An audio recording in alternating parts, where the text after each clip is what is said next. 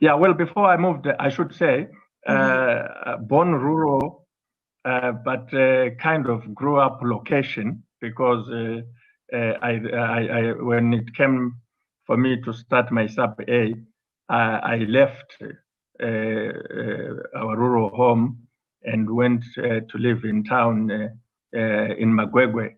So I actually kind of grew up in a township and took on township values. You know, when places which are iconic in Bulawayo, like Marisha cocktail bar, when they opened those places, we were there. I was attending Magwegwe Primary School, which was just a stone throw away from Marisha. But having started my sub-A up to standard 1 at Pelandaba Seventh-day Adventist Primary School, and then left Magwegwe Primary School to go to Mpopoma High School. So I just wanted to mention that before moving to Zambia, then Tanzania, I did not just jump from my rural home to that place. You know, I had very significant years experience and cultural upbringing in Magwegwe and at Mpopoma, for which I'm very proud. Okay, and then yes, you did your education in Magwegwe and Mpopoma in Bulawayo, and you later now ended up in Zambia and Tanzania. That's between 1973 and 1977. What was the reason, and how was it like then? Well, I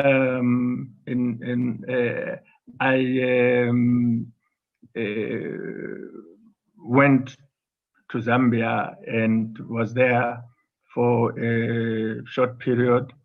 And while I got to know some of the nationalists, Parirewa, Santana, who were working from the Liberation Center in Lusaka. And when I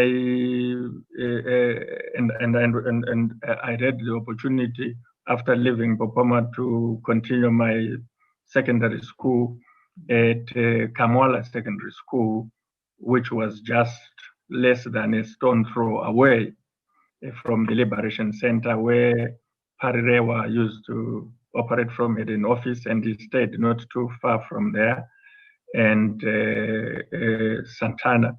And I used to interact with them. And my intention was to try and get a scholarship from Parirewa, who was coordinating these scholarships. And to my surprise, he worked out some arrangement through which, with Santana, through which I found myself at the Liberation Center. And instead of being given a scholarship that I really had expected, I was now mixed with other comrades who were in transit waiting for the Organization of African Unity, OAU, trucks to ferry them to Tanzania for training at Mgagao, the famous Mgagao training center or camp. And we stayed at this Liberation Center for about a month or so. And once we got there, we were not allowed to get out. It was like being in a trap. There were now army people, intelligence people. I must say, initially it was a shocking experience, because the background was that I was expecting to get a Commonwealth scholarship or something like that to go overseas and complete my education. But in fact, I think there was a shortage of young people of my age to train, and they were rounding them up there in Zambia. And once they got you in, you would not get out.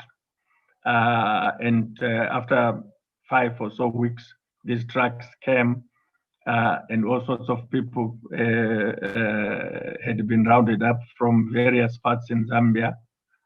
I'm sure they would say they'd recruited them, but as I got to interact with them, the story was that in fact they'd rounded them up and had not been, there was no full disclosure of what was going on. And then the trucks came with military people from what we later learned was the Liberation Committee of the OAU. And we were taken on a long journey across Zambia into Tanzania to Iringa and then Mugagao. So we found ourselves in Mugagao, but during that journey, long journey, you know, these guys were smoking marijuana and doing all sorts of things. It was a baptism of fire. And I fell ill during the journey and arrived in Gagao very, very sick. Oh, sorry about that. So at what stage, Professor, did you discover that you had political blood in you? I think that existentially speaking, human beings are by their very nature political. That is what is unique about human beings as compared to other species, animals, plants. When a child is born and makes the first noise, that is a political chant. When the child says, ah, that's when you discover that you're political. And it is an experience different from human beings. And then, of course, the environment begins to differentiate and does so by raising one's consciousness. So we discovered, my generation, that we were political when we were at school. I mean, when we were in Popoma High School, we had white teachers who were coming from different environments from ours. And we were struggling to just follow what the hell they were trying to do. And they interrupted our learning because in front of you was a guy who has a completely different social background, is coming from a different home, a different area, but is bringing that baggage in the classroom and is making it difficult for you to follow or learn in a meaningful way. And you begin to ask yourself, while I was doing my sub-A, standard 1 or sub-B, I was not struggling like this. My teacher would try and help me even in Sindebele where things were difficult. But here was a guy who was speaking only English and assuming that everything was normal when in fact it was not normal. And when you start wondering what the hell is going on, you discover that they are political questions. You begin to appreciate that you are coming from 2 rooms, homes made of 2 rooms with many people squatting in those rooms. But this guy is coming from a different. He's driving there. He's drinking tea during breaks and so forth. And you engage, and that consciousness gives rise to some kind of a framework of explaining things and understanding things. So by the time we hit Mgagao, we are very conscious, except of course, for me, getting there was very shocking in because of the response we got. The reception was not what we expected. And that's why I for one, was at Mgagao training camp for not more than 48 hours. I was in there, in 48 hours, I was out. Okay, the most interesting part is that as a politician, you say that first cry is political, but you speak to a spiritual person, they'll say that first cry means you're a pastor. You speak to a business person who say that first cry means you're a business person. But anyway, let's talk about your father. Reports, media reports. Yes, it's the most important political statement a human being makes. It's the first one. Okay, so reports, media reports say you claim that your father died in 1983. By the way, that's when I was born, Professor, that particular year. And he was a victim of the 1980s Kukura-Hundi massacres. Is that true? Yes, it is. He was a councillor in Cholocho, a rural district council. He lived in town, and he would go home, not only because he was a councillor, but because he had a homestead also. And you know that the Fifth Brigade was first, after it was trained by the North Koreans. It was deployed for the first time, the field deployment, to go into operations was in Cholocho in January of 1983. I was not at home. I was in California, in Los Angeles. I was a student. I was there from 1977 to 1988.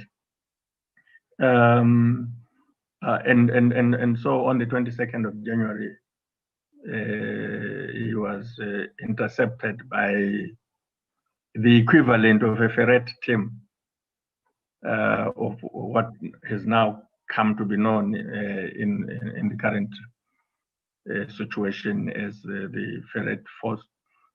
And this will be a joint force of the Fifth Brigade, of the CIO, and the CIO used to go ahead to identify targets, identify individuals, identify villages, and so forth.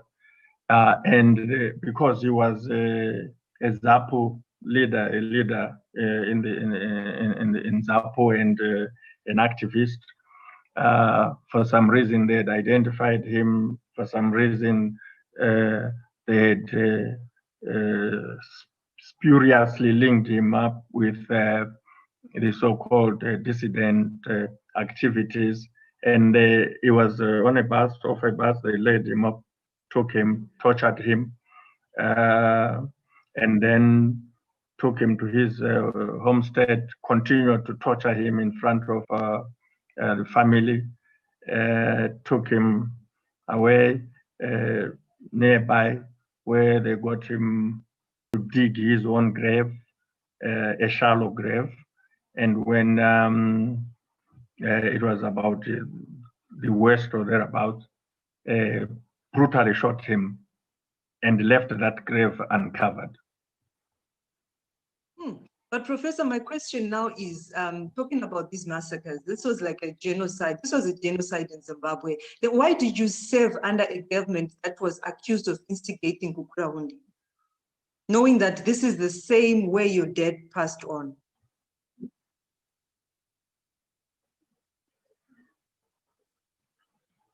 Well, I encountered this many times. And it's like you have to make up your mind whether this is a question you want to ask specifically and only for Jonathan Moyo, or this is a question you want to ask for every former ZAPU person who served in the government either during Bugraundi itself, which would be between 1983 and 1987, although we know from the experience of what the communities went through, Bugraundi actually didn't start with the deployment of the Fifth Brigade in 1983. It started in 1980. You know, so you have to ask that, since we know it started in 1980, since we know that one brigade, which was headed by General Chiwenga, now General Chiwenga, is the one that started Bugraundi.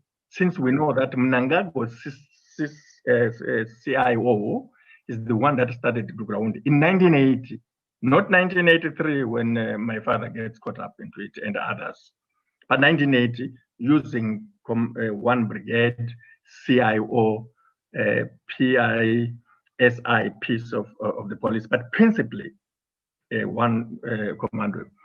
We know that as that was going on in 1980, you had ZAPU ministers in government up to 1981. And we know that Bugraundi not only targeted ZAPU and its members, but it targeted Ndebeles. We also had Ndebeles in that government from 1980 to onwards. And then most significantly, or notably, you had in 1987 in December, the Unity Accord, where PF ZAPU became united, if you want to use that loose word, with Zanu-Pf. And you had all these people, either as ZAPU or as Ndebeles, who were serving this government. Now, when you and others ask this question today with the vigor and that you master when it comes to Jonathan Moyo, I just want to be clear for purposes of understanding whether this is only preserved for Jonathan Moyo.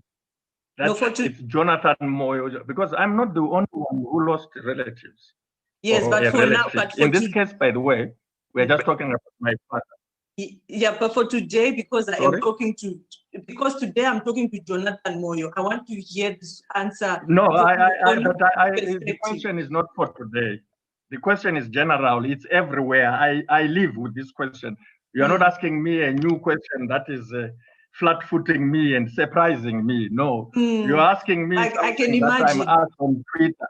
Even today, as I was recalling the first anniversary of the late former President Mugabe, the question keeps coming. And because I think that when we engage in public discourse, there have to be parameters.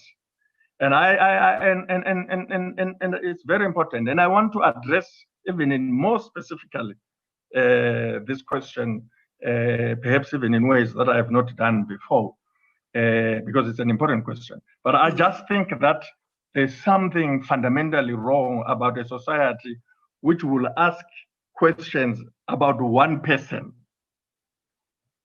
and yet what they are asking applies to a community, applies to a society. So it's not a Jonathan Moyo issue. Yes, no, Professor, I understand where you're coming from, but I have a lot of friends. I have a lot of Ndebele friends who tell me they lost aunties, they lost relatives, they lost parents in massacres. I'm not talking about those. I'm not talking about your Ndebele friends at all. I'm talking about Zanu-Pf, or rather Ndebeles and former PF ZAPU, and perhaps some Zanu-Pf people. There are some Zanu-Pf people who were not PF ZAPU, who served in the government and who were affected by Bugraundi. And I'm saying to you, Bugraundi did not affect only Jonathan Moyo. Yes, definitely. It affected other leaders. It affected Joshua Nkomo even more than Jonathan Moyo. Absolutely. It affected Joseph Msika. It affected John Nkomo. It affected even Pain Matema, who was until recently a minister of Home Affairs. And it affected Dumiso Davengwa. But I'm saying to you, because we are engaged in a national discussion here, why is it that no question is ever asked as to why Dumiso Tabenga, Joshua Nkomo, John Nkomo, Joseph Msika served in the government of Zanu-Pf for longer than me, far longer than me. If I had them on my... they had not only relatives, but members and communities that they led who were decimated by Guguraondi. I put that to you for your reflection in order to give you a perspective before I actually specifically address the issue in terms of my particular situation. I'm saying to you guys, there's a hypocrisy and duplicity that I find totally unacceptable, that you want to create a narrative about one individual and say, why did that individual serve in a government that killed his father? As if I'm the only individual in Zimbabwe, as if I'm the only individual in Zimbabwe who had a relative or a parent killed. And all these other people who are Ndebeles and former PF Zapo, and some of them, like me, I was not PF Zapo, I was Zanu-Pf, which is part of the answer to your question. For me, it's ridiculous for people who don't know my history to say, why did you join this government when it killed your father? When the fact of the matter is, I have been Zanu-Pf for all my adult life, for all my conscious life. And what you should be asking me is, perhaps, why did I not resign from Zanu-Pf after they did that? You know, as this atrocity, which in fact was broader than my family and community, was being perpetrated in Matabeleland and the Midlands, I was a Zanu-Pf commissar as this was happening. I was the commissar of the Zanu-Pf branch in Los Angeles, in Southern California. And I had been working for the Zanu-Pf office in New York. I, at one time, manned that office alone for 3 months. And now, when you guys ask me, you don't say, but why did you not resign? You say, why did you join? I was a member of Zanu-Pf. Okay, then I would rephrase and say, why did you not resign? And I'm not going to ask about other names that you mentioned, because No, but it's important. The fact that you don't ask about them doesn't mean I will not mention in my answer. Yes, it's fine. It's because fine. Because I'm not going to be as narrow-minded in my answer. I'm interested you in Professor Moyo. You can give me a narrow-minded question, but don't expect me to be equally narrow-minded. No I'm problem. not, and especially when you are asking me something that really does not make sense, something which in fact is a story in itself about how certain narratives are personalized. Now, I'm a student of politics, and I know that politics is not personal. Politics is not about me and my family. Politics is interactive. It is about community. And you cannot ask me why I'm participating in politics on the basis of my personal circumstances. You cannot ask Nelson Mandela, why are you working with de Klerk when him and his ilk jailed you for 27 years? The fact that they jailed you for 27 years and dehumanized you like that means you should not work with them. So you are not going to do that and get away with it, especially if you are dealing with a political scientist. I know what politics is. Politics is not family law. It is public law. And the place and the arena where we find solutions, even to problems that are personal, is public. And we will not find those solutions by shying away from the public. And we will not allow certain individuals, whether by virtue of who they think they are, tribally, regionally, or linguistically, or whatever, to think that they will shut us out of politics because they kidnapped my mother, because they killed my father, and therefore stay away. This is ours only. That Zimbabwe belongs to everyone in it, who is born in it, and who historically or naturally finds themselves in it. And there are not going to be any rules where you say you are going to kill people, go and commit atrocities in Matabeleland, and think by virtue of those atrocities, we will not participate in politics. So where will we find our solutions? Now, if you do that, and tomorrow we pick up guns, don't be surprised. Don't come and ask us, why are you picking up guns? If you want the people of Matabeleland, who all of them have been subjected to these atrocities, to stay out of your politics by virtue of your having committed those atrocities, then don't be surprised if we find different alternatives. Otherwise, there is a reason why Joshua Nkomo, even with those atrocities, still found it necessary to sit on the table with Robert Mugabe and Zanu-Pf in order to share in that public space which belongs to everyone. And part of the reason why some of us get into that public space is because we want to know who the hell killed our people. Do you think we will know who killed our people by staying there, Emakuswini? Do you think I will know who killed my father by sitting under a tree in Cholocho? Don't you know, don't you understand that my only chance of knowing is by getting inside there? And don't you understand that when I come inside there, not only am I pursuing solutions to my own existential quandaries, but I'm also solving the problems of the people in Cholocho. When I came into government in Cholocho, I mean in 2000, I was shocked because I had not been in the everyday existence. I became actively involved as a result of participating in the referendum and so forth. And I was shocked. I've already told you that even as recent as 2017, it used to bother me that the average homestead in Cholocho is no different from what the average homestead was in Lobengula's time. Bothered me. And I'm not saying this for the first time. There are some of you who want to examine some of us on the basis of an anecdote here, an anecdote there, a word at a funeral and there. None of you have gone to Cholocho to find out what some of us were dealing with every day. When I was in Zimbabwe, I was not a person of making public statements. I used to spend long hours with my community, quietly in Cholocho, you know. And you can't tell me that you don't understand that some of us were shocked. When I became involved in politics and I was in government, the first thing that bothered me is not those statements that you guys talk about, ZBC, this, that. It was to find that in Cholocho, there's only one high school. That the kids who finish secondary school have only one school to go to high school. Otherwise, they must leave and go to Bulawayo or some other places with high schools.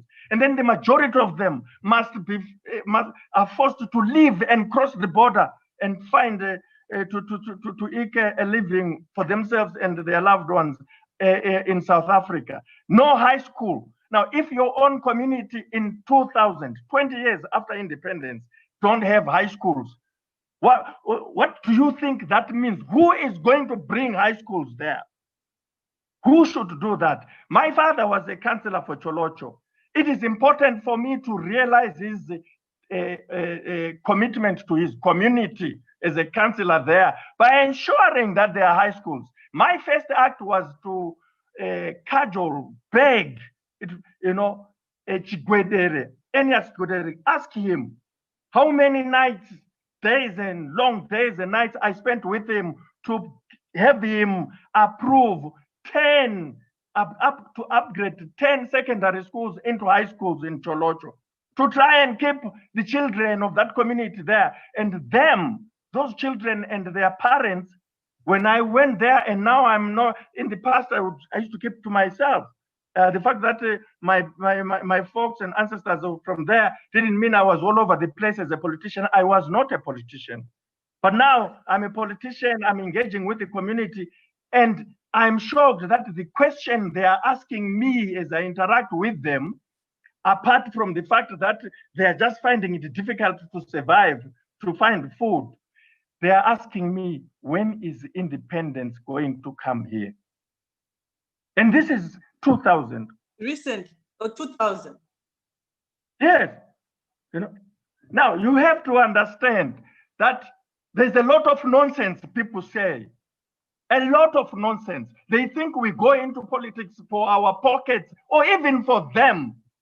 The system of government in Zimbabwe requires that each community has its own representatives. You want to ask me, what was I doing for the public good besides the large public discourse and public politics? Go to my community. You will find out what I was doing.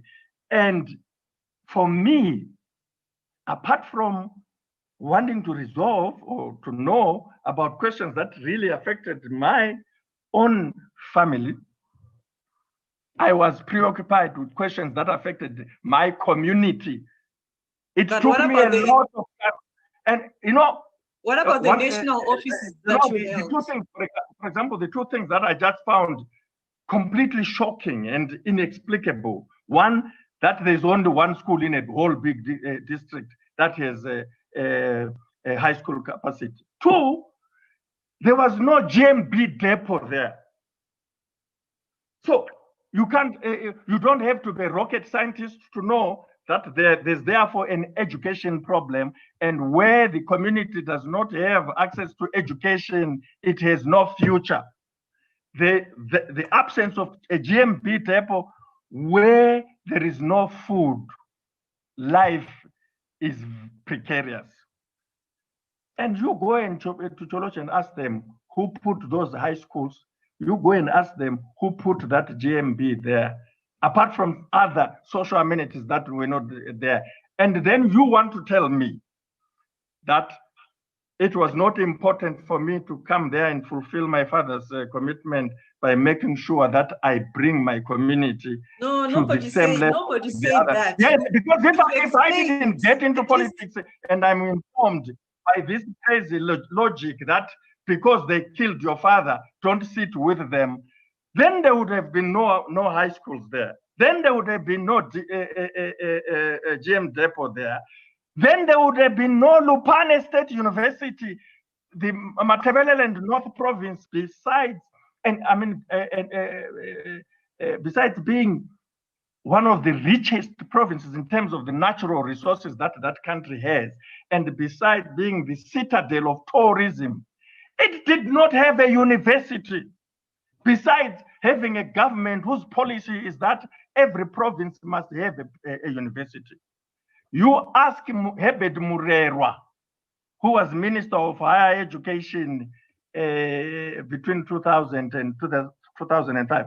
My priority for my 4.5 years of government between 2000 and 2004, in 2005, I joined government in July 2000 and left in February 2005.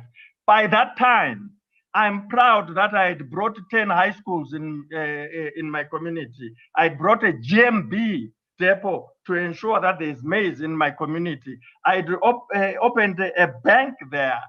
And above all, I had worked flat out. Go and ask Mtuli, who comes from Lupane. He was Barbican CEO then. We robbed him in the Lupane, the foundation committee for the Lupane State University. We designed that university. We worked around 24 hours around the clock to have that university, and worked outside the normal processes, thankfully, with the facilitation of Herbert Murera, Dr. Murera. Those things don't do themselves. You can get people in Harare who say they do Dega. They don't do Dega. They require some legs. They require someone to sit and run around. I did within a short 4.5 years. You have Lupane State University. It was designed by Bikimatiza at my instigation and supervision. You know, there would have been no university that is there, and we are proud of. We feel terrible that it is still not catering to the community. It's in the community, but not serving the community. At least it's there. For it to serve the community is the next leg. So I really, first of all, I am surprised, Joseph. as I told you, that this question is raised. For me, it is. But it's good that we ask it and then you answer that shows like you did. political underdevelopment. It's a question which ignores the fact that the Zimbabwean system of governance is constituency-based, that you do your politics locally. People say lots of nonsense, and I don't give a damn about it. I come from Cholocho, and I know that me and the people of Cholocho are one. I know me and the people of Matabeleland North are one. They know just as well as I know how well we work together. And I will just say this one last thing about this. Because I started in 2001 to address education and address food security in Cholocho, I continued until 2017. We were working flat out with a culture of providing food to address the permanent food deficit situation in Cholocho. It was stopped in October by Mnangagwa, who was the chairman of the Food Security Committee of Cabinet that was also working with the army in command agriculture. We had worked the system with the district in Cholocho and GMB of providing special, we had managed to secure a special allocation for the district because of its vulnerability. Mnangagwa stopped it and brought the matter in cabinet. And all these Mnangagwa people out there, if they want to say no, this time we will do something that has been very difficult for some of us to do, which is publish cabinet minutes. Because Mnangagwa put a committee and reported in cabinet that they'd stopped the supply of maize to Cholocho because the member of parliament had kind of gotten that supply in their view irregularly. And they caused starvation in Cholocho. And it is minuted. Now, you can hear people wanting to debate nonsense. I want to repeat, the system of government in Zimbabwe is constituency-based. It requires that members of parliament deal with their communities. We meet in cabinet to deal with national issues, but I had nothing to do with what's happening in my friend's constituency in Mandawen, Comrade Gasukwere. That was his problem, and nothing to do with what happens in Vimba. That's his Joao's problem. I had everything to do with what is happening in Cholocho. You want to debate with me, what is it that I did for the country? Go to Cholocho. And that's why I joined to sit with them. And while I was there, I did not think, oh my God, what a wonderful place it is to be around this table. We challenged them. Even on this issue, Gugurahundi, that you're talking about, I'm the only one who has produced a Gugurahundi bill in 2006. It's still on the table. They ran away from it. If they are serious, they should not go around meeting some fake organizations like the so-called Matabeleland Collective, when in fact there is a proper foundation for addressing this problem. And yet they want to whitewash and pretend that they are not aware of the background. We sat with them in order to change them, in order to change their culture. That's why they call us, some of us, certainly not even some of us, as if I'm talking about the collective. Me, why did they spend all their time saying CIO and so forth? Why did they not allow me? I'm talking to them now and they are listening to me. Why did they not allow me to attend even a single joke meeting? Why did they deny me security clearance? Some of us were in that government as strangers. But if you go into that government on the basis of your professional strength without a guru, you must always be strong. You must always appear with a lot of confidence because that's the only foundation. Others had their gurus where they will go there, refer to them and so forth. But some of us, there's a reason. You know, people want to say, hey, when we tell them this is the military that took over in 2017, they want to come back and say, but the military did not start taking over things in 2017 and so forth. You were with them before that and so. Wow. Do you know anything about the security cluster in Zimbabwe? Do you know anything Tell us, about what Professor. the security cluster is and who are the members of the security cluster? Who do you think that cabinet members are equal in Zimbabwe? Do you think every cabinet minister has access to classified information in Zimbabwe? No. That's why we're challenging these guys right to the last minute, and then they say, "Oh no, you know, you only challenge them because you are now out and you are not eating with them." No, we challenged them when we were eating there. That is why they came out with their guns blazing well before November. If it was about accommodating, you don't go to school so that you can't understand which direction the wind is blowing. When I presented the Blue Ocean documentary to the Zanu-Pf Politburo in July 2017, the wind was blowing in a very clear direction. If the idea was just to play it safe so that you keep your cabinet car, it was to see where the wind is blowing and shut up. We don't go to school for nothing, but we spoke and stood against the wind. That's why they came to our houses and used semi-automatic weapons, grenades, and explosives against civilian houses. We could have stopped that. We knew that. So I'm really sometimes, and the way you asked me provoked that something in me to say, I think sometimes we just get tired of people who project their own prejudices and limitations on you, whose limited understanding of politics is imposed on you, and then they burden you with their own lack of understanding and think that you must be the only one who develops an ideology and a policy paradigm based on your personal circumstances. But that your personal circumstances should define your politics. Hell no. Mandela was, we learn something from our leaders. We learn something from Nyerere. We learn something from Mandela. We learn something from Joshua Nkomo. And of course, we learn something from President Mugabe, whose first anniversary of his passing on we are remembering today. And one thing, regardless of what you think about them, and they are not perfect, none of them is perfect.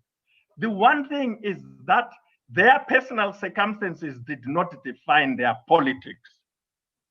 Okay, personal circumstances are not the basis for going into the public arena. That is one overarching principle we should learn from our founding fathers and mothers. Absolutely. So it's good that in a way I provoked you. I actually got to know a lot of things I didn't know. Why you were in government, how it was for you. It was not as easy as people assume. People assume that you were there enjoying your life. You were just there eating with the leaders, yet you were actually there for your constituency and also for your national duty, which was twice Minister of Information and then Minister of Education. So I want to ask about those national offices for you. How was it for you? Is there anything that you feel like you could have done better than when you were Minister of Information or Minister of Education, Higher and Tertiary? No, again, my dear friend, you are asking me this question, and I've been asked umpteen times, zillion times. And I'm always asked this question by people who think it's just a game of clapping each other, that no, what you did was bad. No, now, no. For every question, there is a framework. I know this. I know about How can you ask me whether there's anything I could have done better? Professor, there's nobody who's 100% perfect. No. I said the same. I have even said the same. But we must confront the issues for what they are. As far as I'm concerned, Jose, in my humble opinion, and I stand corrected if I'm wrong in this assumption. We can only talk about something that I could have done better if we have talked about what I did. And when we talk about what I did, and where we don't talk about what I did, if what I did is the reference point.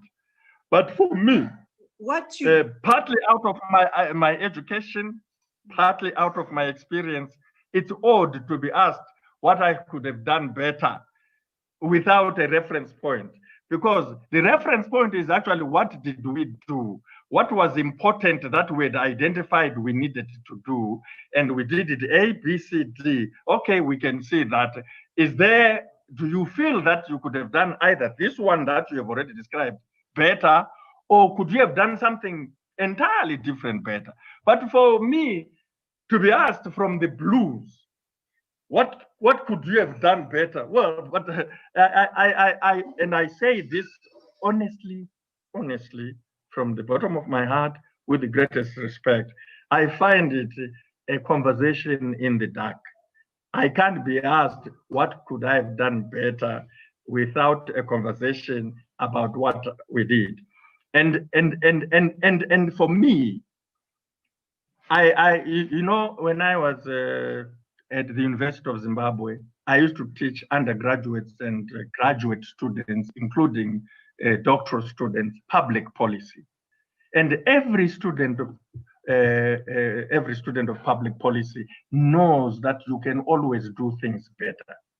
Mm-hmm. And sometimes you can always do things more.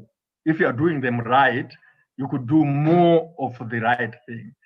But that, therefore, a discussion of public policy must be informed by the specific policy interventions, who was doing them, why they were doing them, who benefited from them, and who lost from them. Because it goes without saying that every public policy intervention has beneficiaries and losers. That is inherent in the nature of public policy. Now, to make a very strong, in fact, you are asking me what could you have done better. I want to say this to you, Joseph, that in my first engagement in public policy, we found ourselves against the background of where the country was in 2000, having to make limited interventions that were responding to the situation we found on the ground. And the predominant focus in that regard was, number one, to come up with a public campaign to support and promote and defend the historic land reform program, and to do it in a non-violent way, because at the time, the intervention that was gripping both society, the region, and the world was that there are violent land invasions in Zimbabwe. So we came up with what is popularly, but usually wrongly, labeled as the Hondo Yeminda campaign. And that it was important for people to understand that this is the third Chimurenga. It is a fulfillment of a fundamental grievance of the land reform program, and it has to be done. And that was what the liberation struggle was for. To remind ourselves, because this was happening 20 years after independence, and to explain that it was not a coincidence that the peasants and the war veterans were at the forefront of this. They are the ones, the peasants in particular, who bore the brunt of the consequences, the negative consequences, the life and death consequences of the liberation struggle.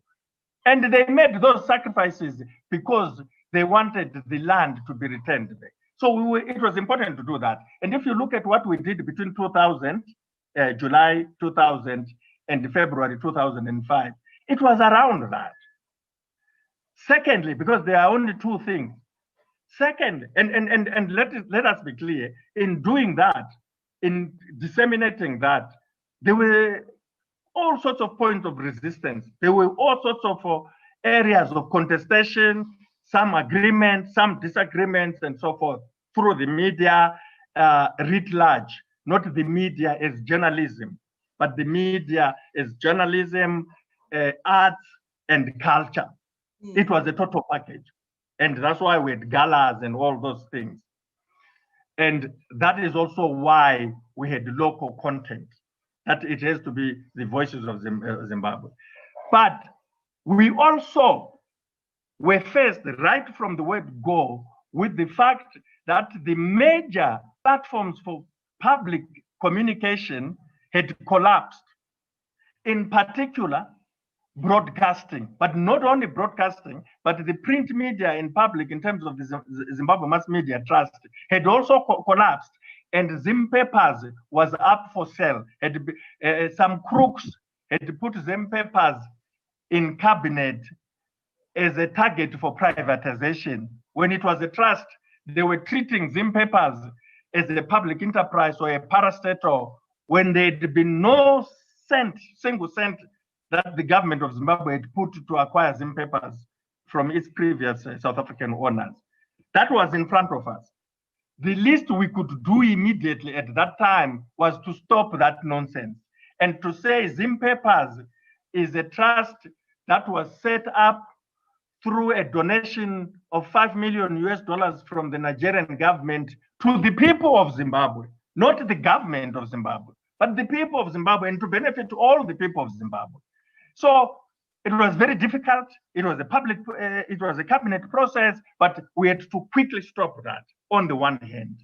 On the other hand, we had a ZBC that had been cannibalized by people like Mutswangwa. He makes a lot of noise, that fellow, but he's a thief who stole from ZBC. They cannibalized it, selling it had all sorts of properties, the Zimbabwe Broadcasting Corporation. So on the one hand, it had been left to a shell, no assets, ZBC. A series of ZBC CEOs had personalized it together with some Zanu-Pf gurus and turned it into a patronage institution, employing their small houses, employing their nephews and uncles, employing all sorts of people who did not know anything about broadcasting except to expect a paycheck at the end of the month. There were many of them. And the wage bill was huge because of these Hamane Shamwari who were employed. They had turned a broadcasting institution into an employment organization, and it was crumbling. And because for the better part of the 20 years, it had, one, inherited debts from the Rhodesian days in Forex, and two, it had acquired all sorts of programs, including these UEFA, the Premier League, and all these, which don't come for free, which you must pay for. Anyone who is in broadcasting knows the principle that content is king. And content is king because that's what you sell. Yes. If you are buying from foreigners, you must pay for it in Forex. ZBC had a huge Forex debt. And those companies abroad who were owed this money had engaged lawyers from the, Hani and Blackenberg and so forth, very good lawyer companies, who had attached every available piece of asset for ZBC by the year 2000. And ZBC had run out of content. And if you remember, if we remember on TV, they were broadcasting for only 19 hours. And for the better part of the 19 hours, they would just switch on to CNN. And in those days, CNN was connecting to public broadcasters as a way of growing its brand. And they were happy to find a public broadcaster who says, hook me in. They don't do that anymore. But they did that, and it helped to create audiences for them. And they would just switch on there, go home, drink beer, and so forth. And it was terrible. So we had to deal with that problem. And the last problem is that no one else in the country wanted to hear something called ZBC, or Zimbabwe Broadcasting Corporation. They were calling it ZBC. And we had to realize that apart from these other problems that I've outlined, and there's greater detail to them, if you want a technical presentation on those, we are happy, be my guest. But the brand had died. And I know that there are some of my friends who said, oh, but Radio 3 was powerful and so forth. Not in 2000. It had collapsed. Radio 2 was big and so forth. Not 2000. They had cannibalized these stations. This equipment had been cannibalized and sold, and marketing was no longer a corporate function. It was individuals lining up their pockets at Radio 2 and Radio 3, all the radio stations, and Radio 4 was not functioning at all. We had to rebrand. And the first thing we wanted to get rid of was something called ZBC, because it represented something awful, something unprofessional, something personalized, something that belonged to them being just a group and not everyone. So we decided that because it was such an awful empire, big, and they'd narrowed the decision making, that you had the chefs at ZBC working with some Zanu-Pf gurus whom you could name, and they were just treating it among themselves. And for example, some people say to me, oh, you got rid of Joy TV. Well, they personalized the damn thing. A few individuals had turned ZBC into a licensing authority and licensed somebody. And yet their enabling act did not allow them to sublet a channel. The channel belonged to the people of Zimbabwe. It did not belong, it was a public channel and not a private.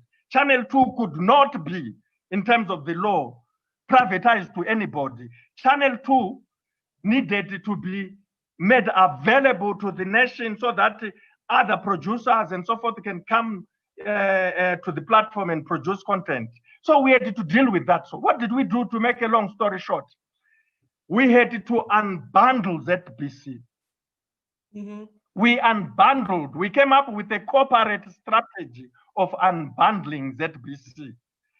And the unbundling of ZBC was necessary not only from a corporate business point of view, but from a political point of view, because by unbundling it, we wanted to decentralize it. We wanted to devolve it. We wanted to take it away from Harare and make it a national broadcasting entity with the presence outside Harare. In 2000, it was crumbling, and yet it was an all Harare thing. We did not want to come up with a political strategy and politically say, hey, look, we are here to destroy ZBC. We want to get rid of ZBC and what, because they were going to react. So in order to minimize their negative reaction, we engaged experts and said, help us come up with a corporate strategy of unbundling ZBC in order to bring it closer to all the communities, so that the communities can access them, not only in terms of getting information, but also in terms of producing content that can then be put on the platform. And unbundling was not our invention. Unbundling is a tried and tested corporate strategy. And so we said, let us retire ZBC and create Zimbabwe Broadcasting Holdings, ZBH, and come up with a number of appropriate broadcasting units, content units, which will be based in various places across the country, some in Harare, some elsewhere.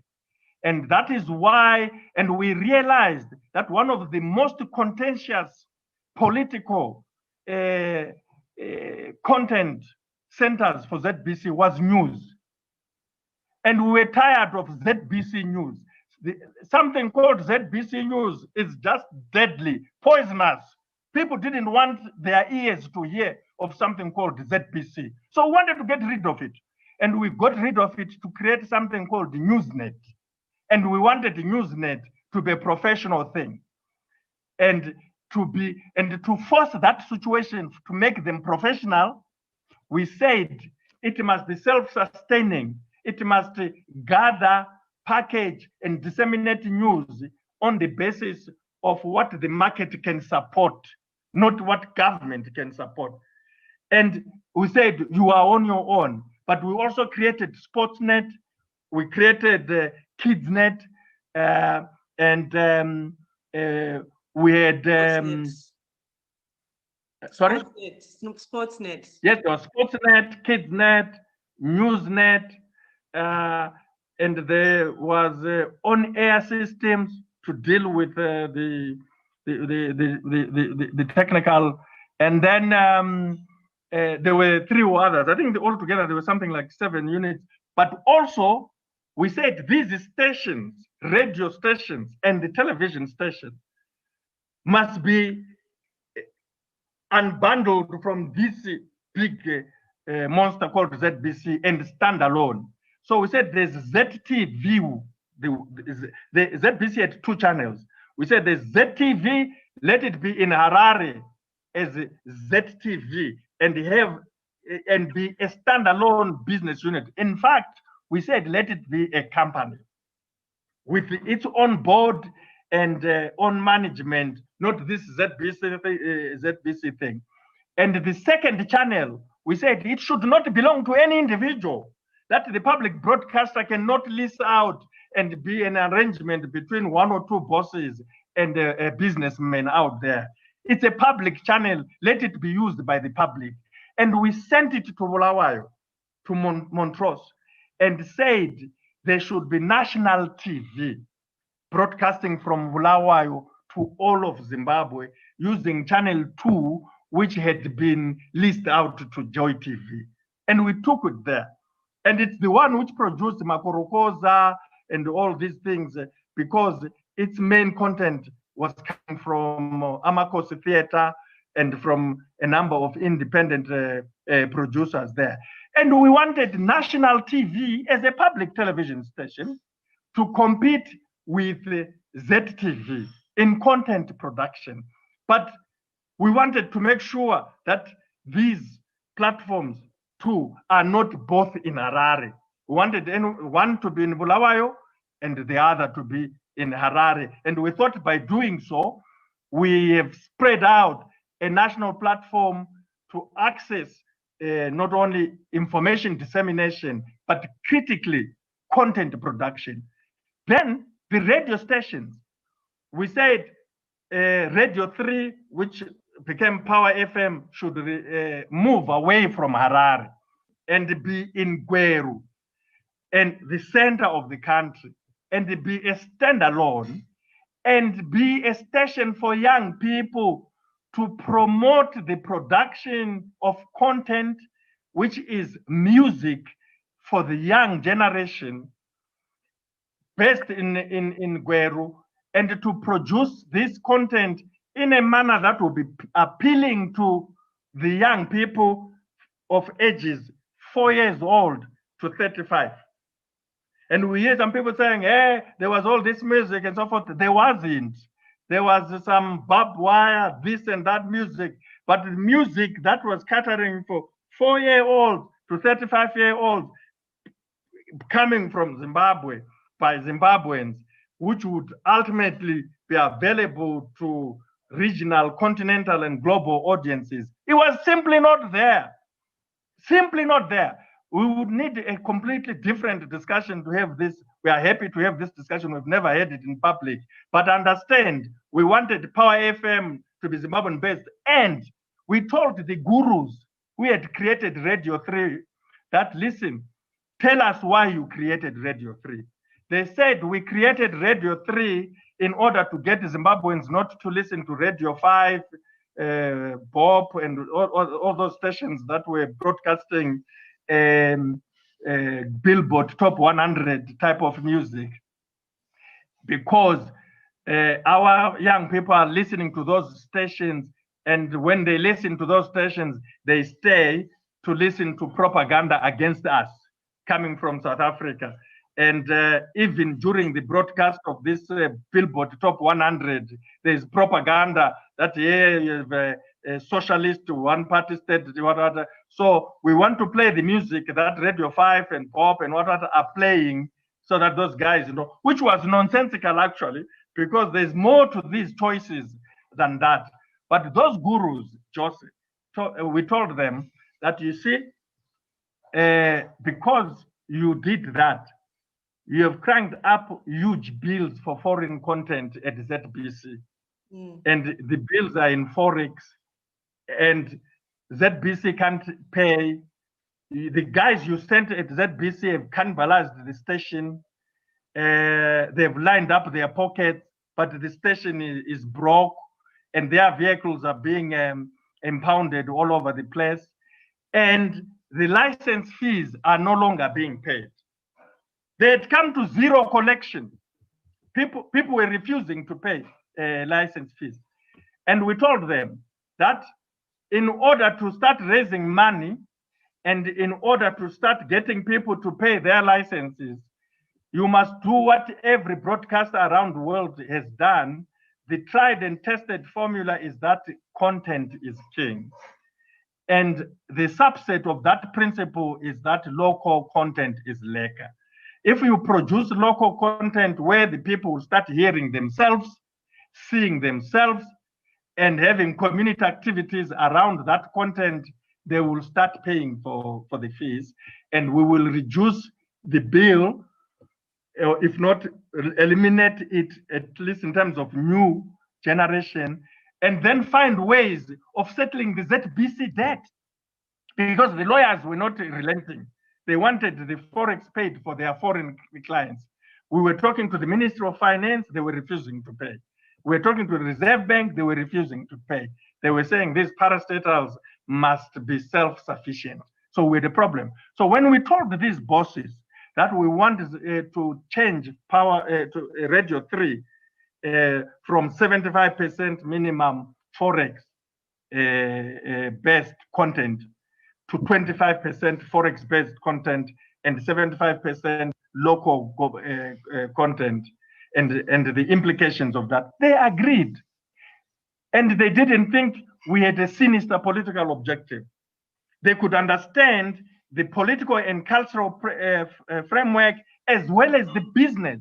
We told them that the people want to watch UEFA and the Premier League, but it doesn't come for free, and we cannot afford it.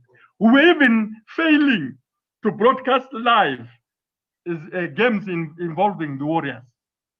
It was a headache to get to that, because they didn't understand that CAF will not let you broadcast those things for free, especially if you have not qualified. And you know that it took more than a miracle for the Warriors to qualify for the CAF finals, for example. And so if you are not in the qualifying set, you pay an arm and a leg for the right to the match. But even if you qualify, you still have to pay. And they then understood. And then we kept Radio Zimbabwe in Harare. So you had in Harare Radio Zimbabwe and ZTV1, and also we transformed Radio 4 into national TV and said all the major languages that are spoken in Zimbabwe, which are now in the constitution, must have a platform that broadcasts in these languages 24 hours a day. This business that Radio 4 is only for education is a joke, is a lie. It has not assisted anybody. Let us turn this whole platform and make it available for our compatriots who speak these other languages 24 hours a day, so that they can also be part of the national articulation, representation platform. And we keep it in Harare. And then, as I said, TV2 went to Bulawayo. And that was what we sought to do. It's an untold story. It was about promoting Zimbabweans. I have been profoundly touched by the recent production of the Chamembe story, because the producers of Chamembe, who came on the back of the pioneering work of Delani Makalima in the urban groves, just did amazing stuff for Zimbabwe. Amazing stuff. And I have been profoundly touched that in their own words, they are telling this story undisturbed by prejudices, based on what they actually went through, what it meant, what potential it had, and in the logic of your question, what they could have done differently or better. It's something I've been listening. I had actually missed it, and somebody brought it to my attention on my Twitter timeline, and I've been watching this, the Rockies, and I've just been saying, God, if we had been committed and not politicizing young people, because none of them, like the Chamembe guys, we never went to their studios or so. And I see people complaining sometimes, hey, how about to a Pax Afro and so forth. Look, I'm a teacher. I don't believe I'm a teacher, and my politics is informed by the fact that I'm a lecturer and I am a political scientist professionally. I sat behind the desk and spent long hours to study the field. And I understand that in human interaction, nothing works better than demonstrating its potential. Nothing is better communicated than through doing. It's better to talk about what you know than what you assume or think. So when we're telling them that, telling young people that we need you to produce and to do this and the music like this, and really in the end, we hope you can produce music that is Pan-African, Afro-pop, that will be on Channel O and the Trace and so forth. We also wanted to get together the best of Zimbabwean musicians to put this music and produce it at the level that others are doing. And Pax Afro was an experiment to do that. We were let down by the fact that in order to come up with good music, not only do you need a good song, well-written song, you also need a good producer for that song. Mm-hmm. You need good, excellent performers in terms of the music instruments and the vocals for that song. And critically, a problem that is yet unresolved in Zimbabwe. You need that music when it is these elements I've just outlined to be recorded in the appropriate or with the appropriate recording instruments, the appropriate studio. The entire Chamembe experience and all these other wonderful things that our pioneering young people have done, that music was recorded in backyard studios, in bedrooms. It was not recorded with the best of digital instruments, but even if you have the best of digital instruments, any musician will tell you that when it comes to the guitar and the vocal, nothing beats the real instrument. You cannot record the voice using digital equipment and the cut guide. So we had to. This is what we sought to do with the unbundling. Unfortunately, we succeeded. when I left government in February 2004, the people who were alarmed that we had thrown ZBC in the dustbin, come up with ZBH Holdings, devolved and decentralized the various units across Zimbabwean communities to enable everyone to participate and be heard, and embarked on upgrading of the transmission network in the country. The moment I left, they started one by one reversing everything until they brought back ZBC. But we had eliminated the animal. They brought it back. They killed national TV in Bulawayo and said we will broadcast in Harare. Killed Power FM in Harare, in Gweru, and said we will broadcast in Harare. Everything came back to Harare, and all of a sudden, Harare became Zimbabwe, and Zimbabwe became Harare once again. Fundamentally wrong. That's why when I returned to the Ministry of Information, again, I brought accountants to try and unbundle the damn thing again. Although this time we were now also working on giving the Zimbabwe Mass Media Trust the content it deserved, as well as the personnel. We were now in 2013, I brought to Zim papers all along in the first service there. I just dealt with what I found there. And it was difficult to touch anyone at Zim papers, Herald and Sunday Mail in particular. Why was it difficult? Because they were appointed by their political gurus, and some of them were appointed by the CIO. The CIO has a desk at the Herald there. They sift through everything. I used to love reading stories that stuff would be sent to us to edit and so forth. No, the guys are in there. They run Zim papers as a state entity, not as a public trust that is there for all the people of Zimbabwe and whose beneficiaries are all the people of Zimbabwe. But this time, because I had come back and the president had said, hey, Moyo and so forth, and I thought, well, inga papa takanetsana mukati, hey, ane musoro wakaoma sedamba and so forth, saka takuregererana. And in any case, makati mime amuna kundidzinga, ndakazvidzinga ndega. Nekuda kuva member of parliament ari independent, and I did that because mangamar funga kuti makangwara mukati you have Zanu-Pf is reserving cholocho for a woman. Manyika akavhaira akati kana Jonathan achida kumirira cholocho, he will have to be a woman. And I won't have to be a woman. I will remain a human being and run as an independent and defeat you. And I defeated them.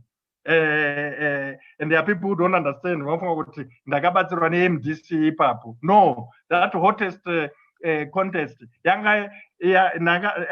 Nagamira against Zanu-Pf MDC and Yangairi constituency MDC. Zanu-Pf had never won Cholocho. In fact, the only time that Zanu-Pf had gotten Cholocho was when I returned it in 2013, and of course, when they brought the army in 2017, they used their guns to get Cholocho. Otherwise, Yangairi MDC.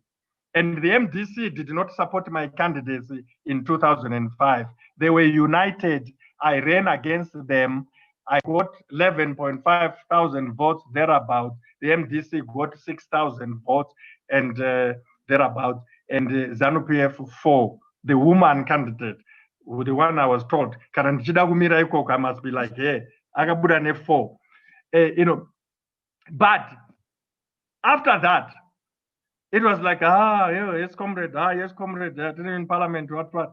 And then when I came back, when the president reappointed me in 2013, I felt that I had shaken off some of the nonsense that I had faced in the first wave. I really had a hard time because I was not seen as Zanu-Pf. It was always CIA this, CIA that. If it's not CIA, how come he worked for Ford Foundation? Ford Foundation is a CIA and so forth. And the comrades were behaving as if I had appointed myself minister. You know, whether it was their way of telling Mugabe, CIA, I don't know. But it was just difficult to work in that party politically. And it was always important to be on top of the situation professionally.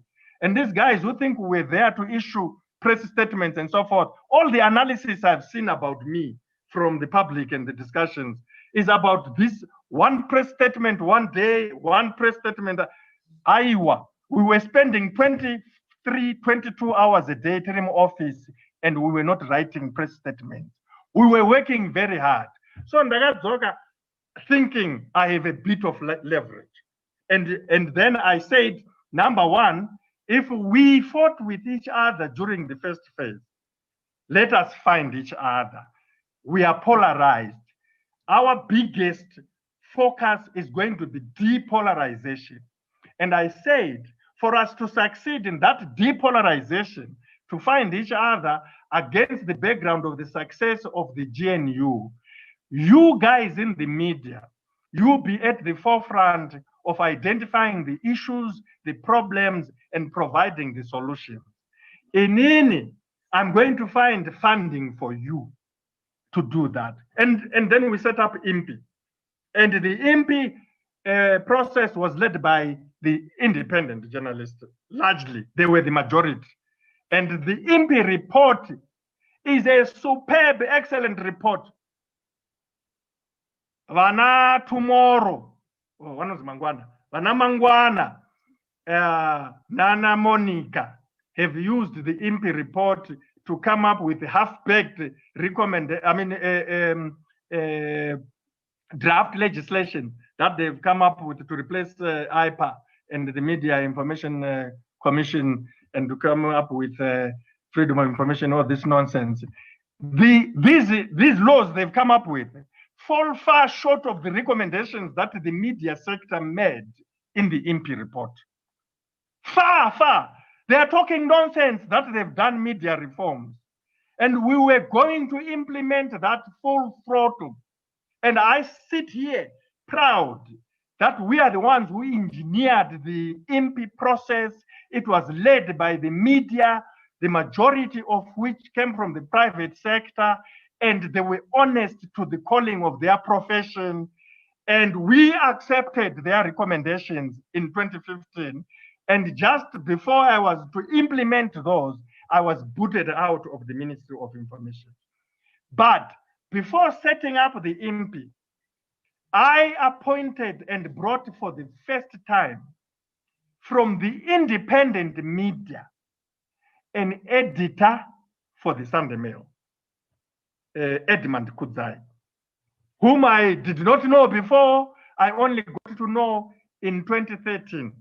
I had no prior engagement with him. He was introduced to me by Zanu-Pf people, especially by Sevia Kasukweri. And I was impressed by the young man's knowledge, capacity, technical capacity, and appointed him to be the editor of the Sunday Mail. I had worked on and off with him, Dudu Zimatutu, first when he was a reporter of the Daily News, and he used to give me hell. He would report all sorts of things. One of the stories that made my life so difficult, which Dudu did as a cadet reporter of the Daily News, was to write that I had given, there was a by-election in Bulawayo, and we gave some checks to various communities that in the ward that was having the by-election. Dudu wrote a story that all the checks I gave to those groups bounced, and it was hell, and it was not true. Some Zanu-Pf guy who didn't want me, a Politburo member, told him this, that those checks have, and Dudu, and then the most memorable encounter I had with him was when I was appointed Minister of Information, and before any public encounter, Zimbabwe was playing the Warriors. They were playing at Baba Fields, and Leo Mugabe and Vincent Pamire were failing to find any cabinet minister or Zanu-Pf person who was willing to be the guest of honor, because there were red cards everywhere and whistles from the MDC. It was showing red card to Zanu-Pf and out. And they didn't want to go. I knew Vincent Pamire very well, and I was getting to know Leo Mugabe. Vincent told Leo that, call that guy, he will agree, and so forth. Are you sure? Yes. So I went there to be the guest of honor at that game. And as they were announcing, the guest of honor, Minister of Information, Minister of State for Information and Publicity in the office of the President, they went wild in jeering me. Boo, boo, boo. I tried to listen this way, boo, that way, boo, everywhere, boo, boo. I just said, okay, look, I'm not a politician, I'm an academic, this is a study in politics. So I just walked there as if nothing had happened. Hello, guys. And they were just looking at me, the players, like, oh, are you for real? And I said, hello, yes, hello, good luck. Then when we finished, Mduduzi came to me with his, tape, the tape recorder. Minister, what do you think about that jeering? And I told him, I did not hear any jeering. I heard cheering everywhere. And that's how I got to know Mduduzi. He went on, when he set up that new Zimbabwe.com, presented me as Goebbels and so forth. And then in my engagement, I just found out the young man who had started straight from high school into the media, when he went to the UK and came back, he had developed amazing qualities, amazing investigative qualities, and even more amazing writing skills. And so I appointed him to be the editor of the Chronicle from the independent media, and Kudzai at the Sunday Mail. And then I'd always known in my days as the Minister of Information in the First Wave that among the best journalists the country had was Joram Nyati. And I got to know him when he was with the Zimbabwe Independent as, I think, a deputy editor or something like that. And then I encountered him during JOMIC, when I was a member of JOMIC, not in government, but coming from Zanu-Pf, during the GNU, and he was the spokesperson and the information officer of JOMIC. And JOMIC had come to an end in 2013. And I appointed Joram Nyati as deputy editor of the Herald, coming from the private media for the first time. And this is happening at the same time as these guys are coming in. Also from JOMIC, I'd worked with Wendy Nyakurero. I think she's Matinde now, Mrs. Matinde, and she's the editor of the Manika Post.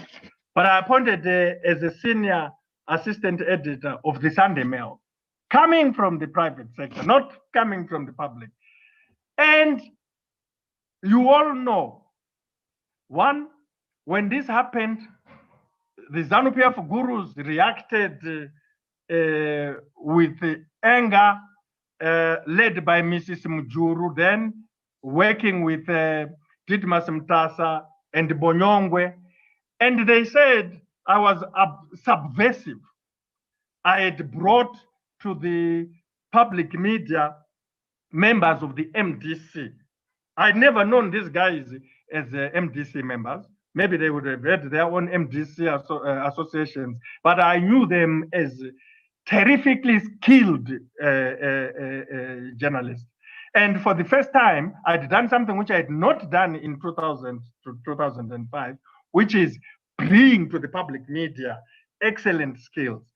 And they were doing wonderful jobs. I mean, the Chronicle changed, the Sunday Mail was beautiful. The Herald was doing very well with Joram Nyati there. Joram Nyati ended up being the editor of the Herald, the first Ndebele guy to edit the Herald, which was quite remarkable. And the CIO did a report with two things to end this story. One, that Jonathan Moyo has brought in subversive elements to edit the public media in order to orchestrate change or destroy Zanu-Pf from within. Two, he has sent these media people, largely independent media people, across the country to gather information in order to subvert the government, and they've produced an IMPI report. So the IMPI process and report was recorded by the intelligence people as CIA work, sponsored by the CIA, spearheaded by Jonathan Moyo. And when President Mugabe brought it to me, he brought it to me to fire me. He called me to fire me, and the two things he put before me to dismiss me from government. And that was after he had announced to the public at Nathan Shamyarida's funeral that, all along, he was praising Shamyarida. Great guy, media this, he did this. Unlike this Jonathan Moyo, who has brought all these people in the public media. We thought we were together. Meanwhile, we don't know that he is doing these things, bringing these people to divide people. And he's the devil incarnate. I'm the only one whom my boss publicly called the devil incarnate or something of that nature. I know more senior people before me, like Joshua Nkomo, were called snakes and so forth. Me, I was called the devil incarnate. And after he called me the devil incarnate, he then summoned me to his office in July 2015 to fire me. And the meeting was at 6 p.m. And he was going to fire me in the presence of the Minister of Intelligence, Ditmas Mtasa, and the Director General of the CIO, Bonyongwe. Happy to know Bonyongwe. And what he laid to me with these guys, and they had been sitting, they kept me waiting outside before they called me in, the three of them. And when they had finalized how they were going to deal with me, I was called in. And the president was, number one, you've come up with IMPI to remove the government. And then I was pleased to hear that, because he told me that there are nincompoops around the president. And I confronted Ditmas Mtasa and Bonyongwe that you guys better be joking. You know, if you are going to call the IMPI thing a subversive document to remove. And then I had to explain live to him to say, what is the IMPI thing? Then he said, but what was worse is that without my authority, you brought these people to Zim papers, the editors that I have named.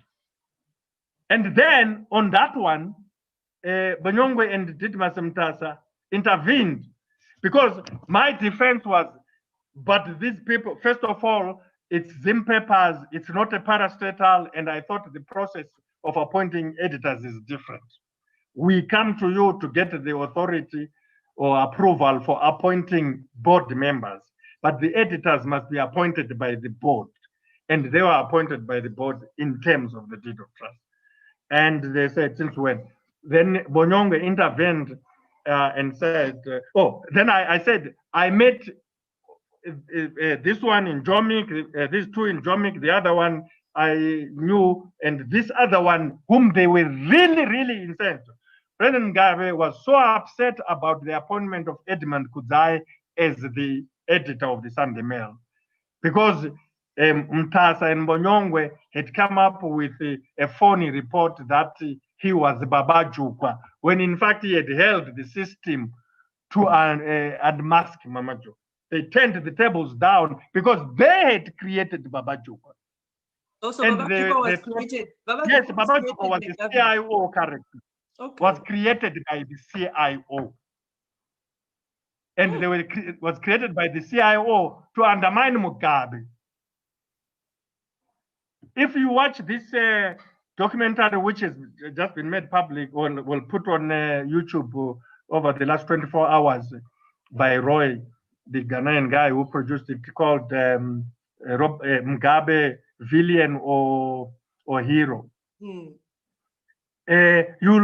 If you watch carefully, it's an important documentary. That one, it's long, almost 2 hours, but I urge people to watch it.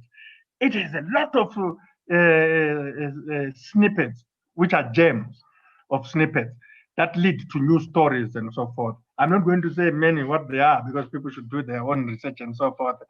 But one of the things you find there is that the system, this guy did this documentary between 2000 and 2009, therefore a long time ago. But already, because he spent 3 years interacting with the system and high-level people, he figured out that there was pressure from Mugabe's succession. He doesn't say who was putting the pressure. But it, except in one instance, it says from Zanu-Pf big wigs and the military. But there definitely was pressure. And the untold story, which researchers and investigative reporters need to get into, what that was.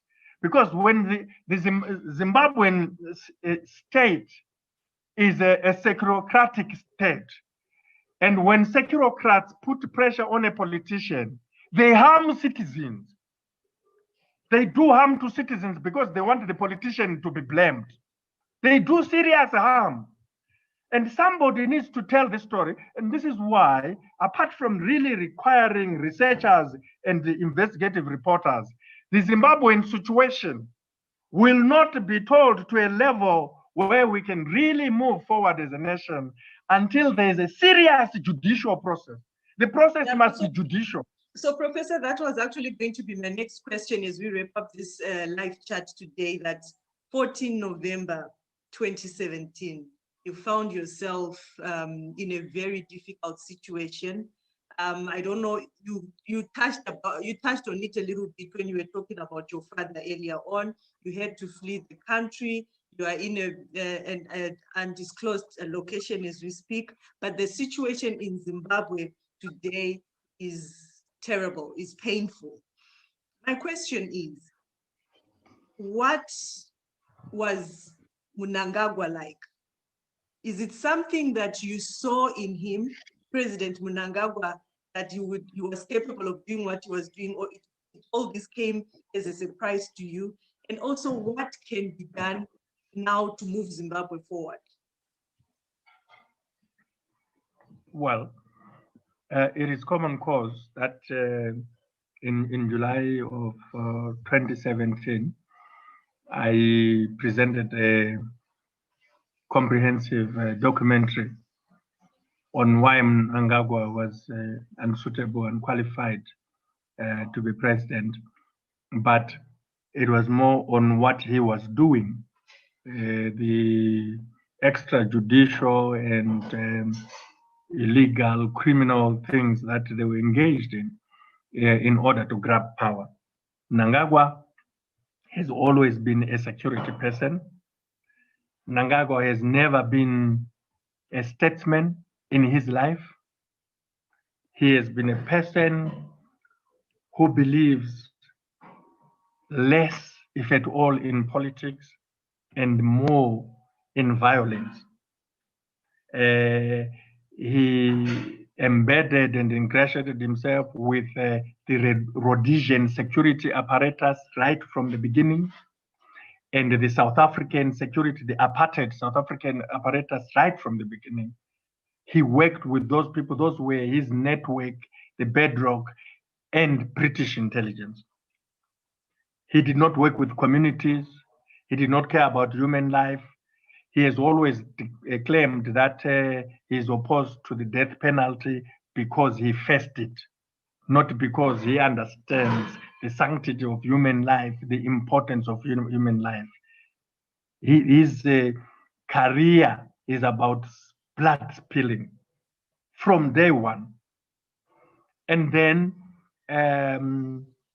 during the first 10 years of independence, because he was the Minister of Security, and because the CIO was at the forefront of enforcing the state of emergency, the Rhodesian state of emergency, and because that enforcement involved the Rhodesians themselves, who were still there in the system, carried over from the independent days, instead of cleansing Zimbabwe's security apparatus of Rhodesian influences, of Rhodesian personnel, Rhodesian interests, Rhodesian culture, he entrenched it. And the fact that a political brigade in the form of the Fifth Brigade had to take over from one brigade in the massacre of people in Matabeleland in order to impose Zanu-Pf rule and so forth, it became an opportunity to perfect the instruments of violence, coercion. When people would be freed by the courts, he was the one who would return them into jail, detention, and stay for indefinite periods and so forth. He's a security man. He has defined himself not even as a security man, but as a military man, as a man who knows nothing about humility. When he was asked after the coup, what have you learned now that you're in this office? He said, the one thing I've learned is to be humble. You don't need to learn to be humble. Your mother and father should teach you that from birth. From that first cry, you must learn humility, because humility is a critical human quality for every human being, but more so for the political ones who want to be leaders, who want to be president and so forth. Him know. When I presented that documentary and exposed him, he was so angry with me that right there in the Politburo, seated next to President Mugabe in the presence of Politburo members, he said to me, Iwewe, during the days in Mozambique, people like you, I separate them in sorrow from their necks. And he said to me, the Waita is really treasonous. We just have to find a way for the security to deal with this. When I was visited by all sorts of things, it was not surprising, but that threat was not enough for me to say, I withdraw this threat. A lot of people have not understood. They pretend, one of the things that frustrates me about politics in Zimbabwe is that people who were not there, people who were not witnesses to an event, want to pontificate as if they were there. I hear a lot of people not only talking like in two respects that have to do with Mnangagwa. People want to say to me, why do you blame him for Gugraundi, but you don't blame Mugabe? It's Mugabe, it's him, and so forth. And they speak as if they were there the day my father was killed. They speak as if they are witnesses who know who killed my father. They want me to go for political accountability when I'm looking for judicial accountability, when I'm looking for the guy who pulled the trigger, so that that guy should say who sent him, when I'm looking for the people who are commanding the operations, so that they are brought to justice, and it's them who must say who sent them. I, as a victim or a survivor or an affected person who lost a father, along with other people who lost other relatives, are not the ones who should sit in judgment saying, we want what happened there and let the consequences and let the chips fall. If you look at Mnangagwa, you will find him right there. There are reports of himself pulling the trigger, himself ordering an army truck to pull a guy to show what should happen to a Gugraundi.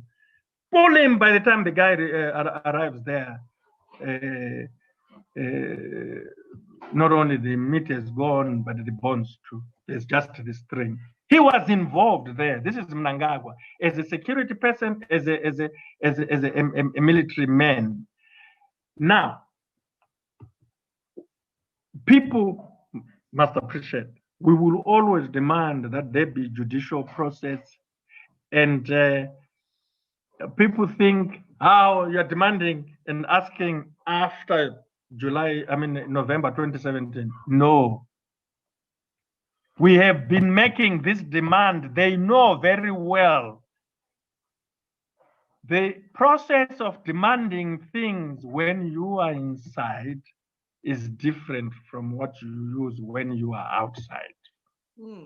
It's dangerous to make demands of social justice when you are inside using the tactics of an outsider. Equally, it is hopeless when you are outside to use the tactics of insider to demand for justice. This is the fact of life. But Professor, now that you are outside, there are issues of abductions. There are many issues that you talked about, cabinet minutes and all these things. Now that you are outside. Yeah, but you can talk about them inside. When you are inside, you talk about them differently. Yes. When you are outside, you also talk about one of the things that I personally, I am grateful right now. And I know that the system is spending sleepless nights and so forth. There are a lot of people, including many in the system, who are unhappy in Zimbabwe today. And those who are inside, who can't say things that are happening right now, they are finding various creative ways of getting the information to reach outsiders like me. It stands to reason.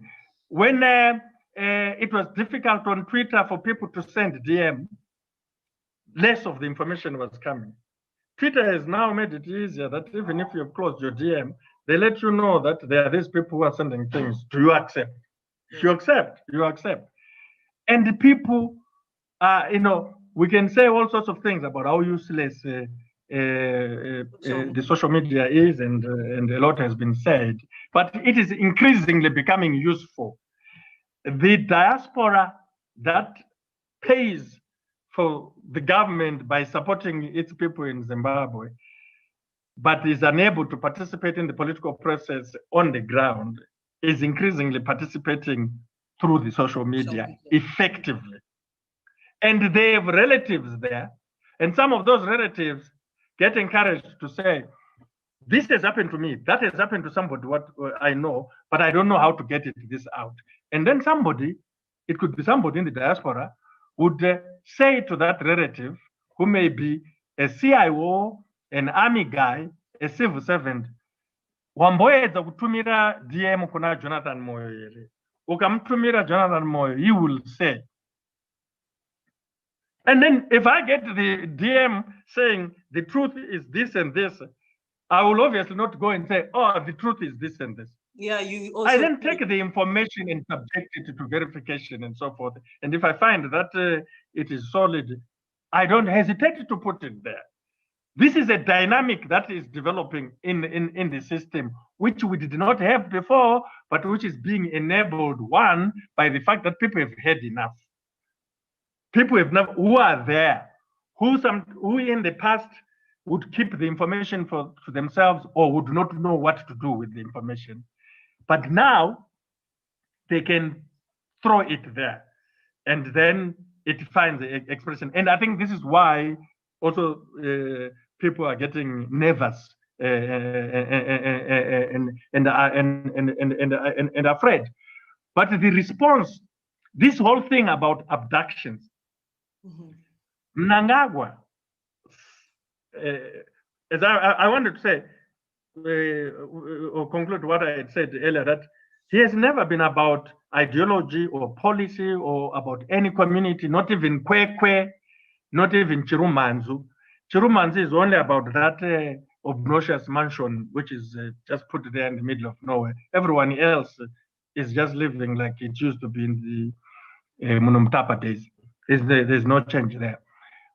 He's about himself, his family, his cronies, people like Kuda Tagwire, his relatives, Edwin Manikai, and Edwin Manikai's friends, Herbert Nkala, John Mshayavanu, Douglas Munati. He's about his son, Emerson Mnangagwa Jr. He's about his wife, Auxilia Mnangagwa. He is about his small houses. It is a moral disaster that we have a president who has women and children all over the place. Women and children are a factor in Mnangagwa's life.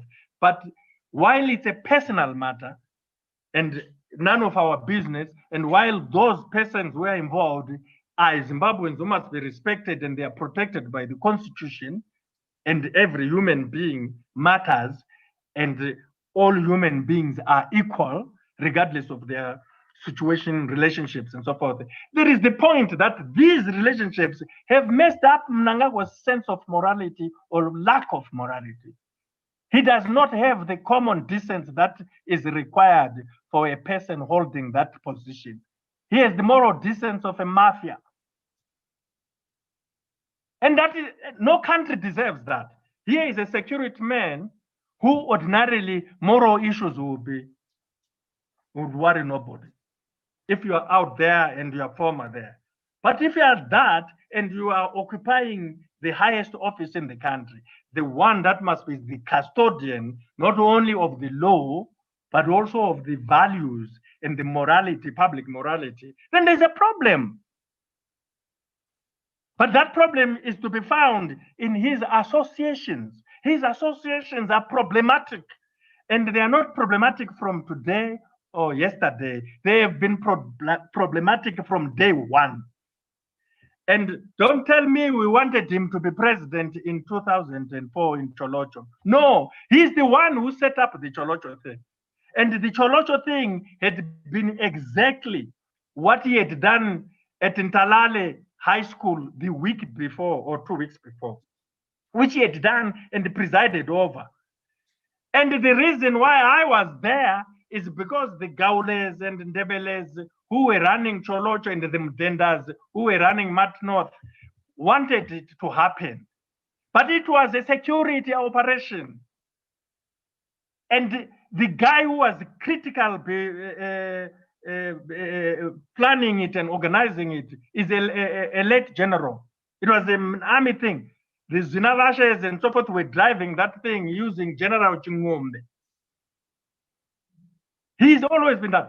But you know, when you are in there, you don't like stay away and so forth. When your people put a pressure, me, I didn't want to go, but eventually, because Mat North was the Mnangagwa province and the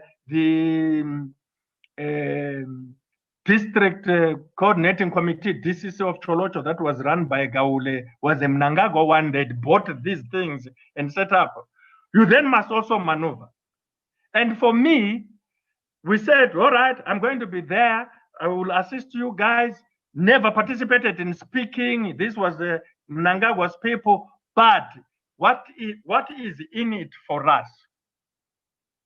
And because the presidency, not the president, was being debated, we said we will support this as long as it incorporates the principle of regional or tribal rotation for the presidency. And meaning for the president, for the #1 office. Mm-hmm.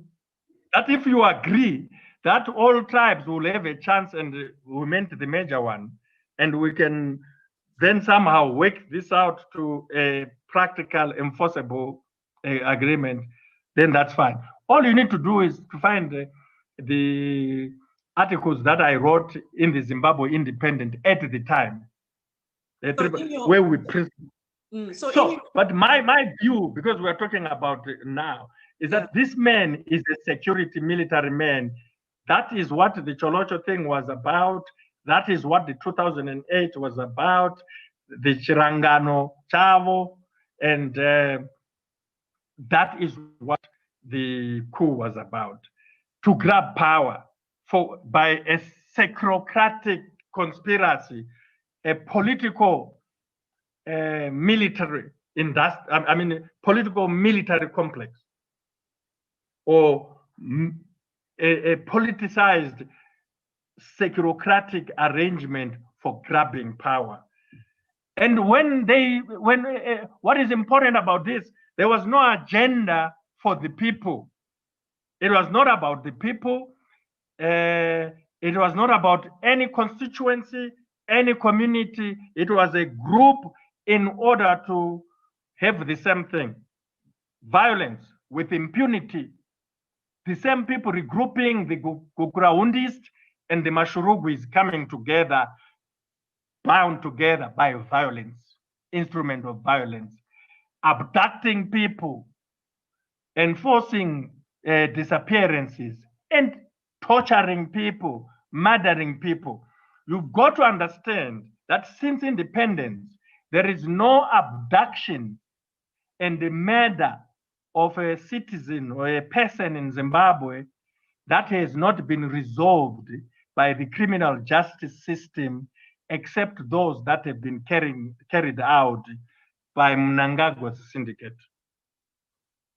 Otherwise, Zimbabwe's capacity to resolve crime, no crime of the nature that involves an enforced disappearance, an abduction, and a murder, no such thing has happened in Zimbabwe. Just check the criminal record, which has not been resolved unless it has been carried out by this Guguraundi cohort that I am talking about. And Mnangagwa has been involved in all of them. And the only way you can get to the bottom of them, and there is no director general of CIO, no commander of defense intelligence, and defense intelligence being the MID, no commander of the Zimbabwe National Army,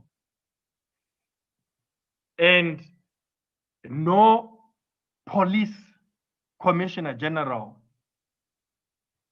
is not aware of any abduction and forced disappearance or a murder of citizens.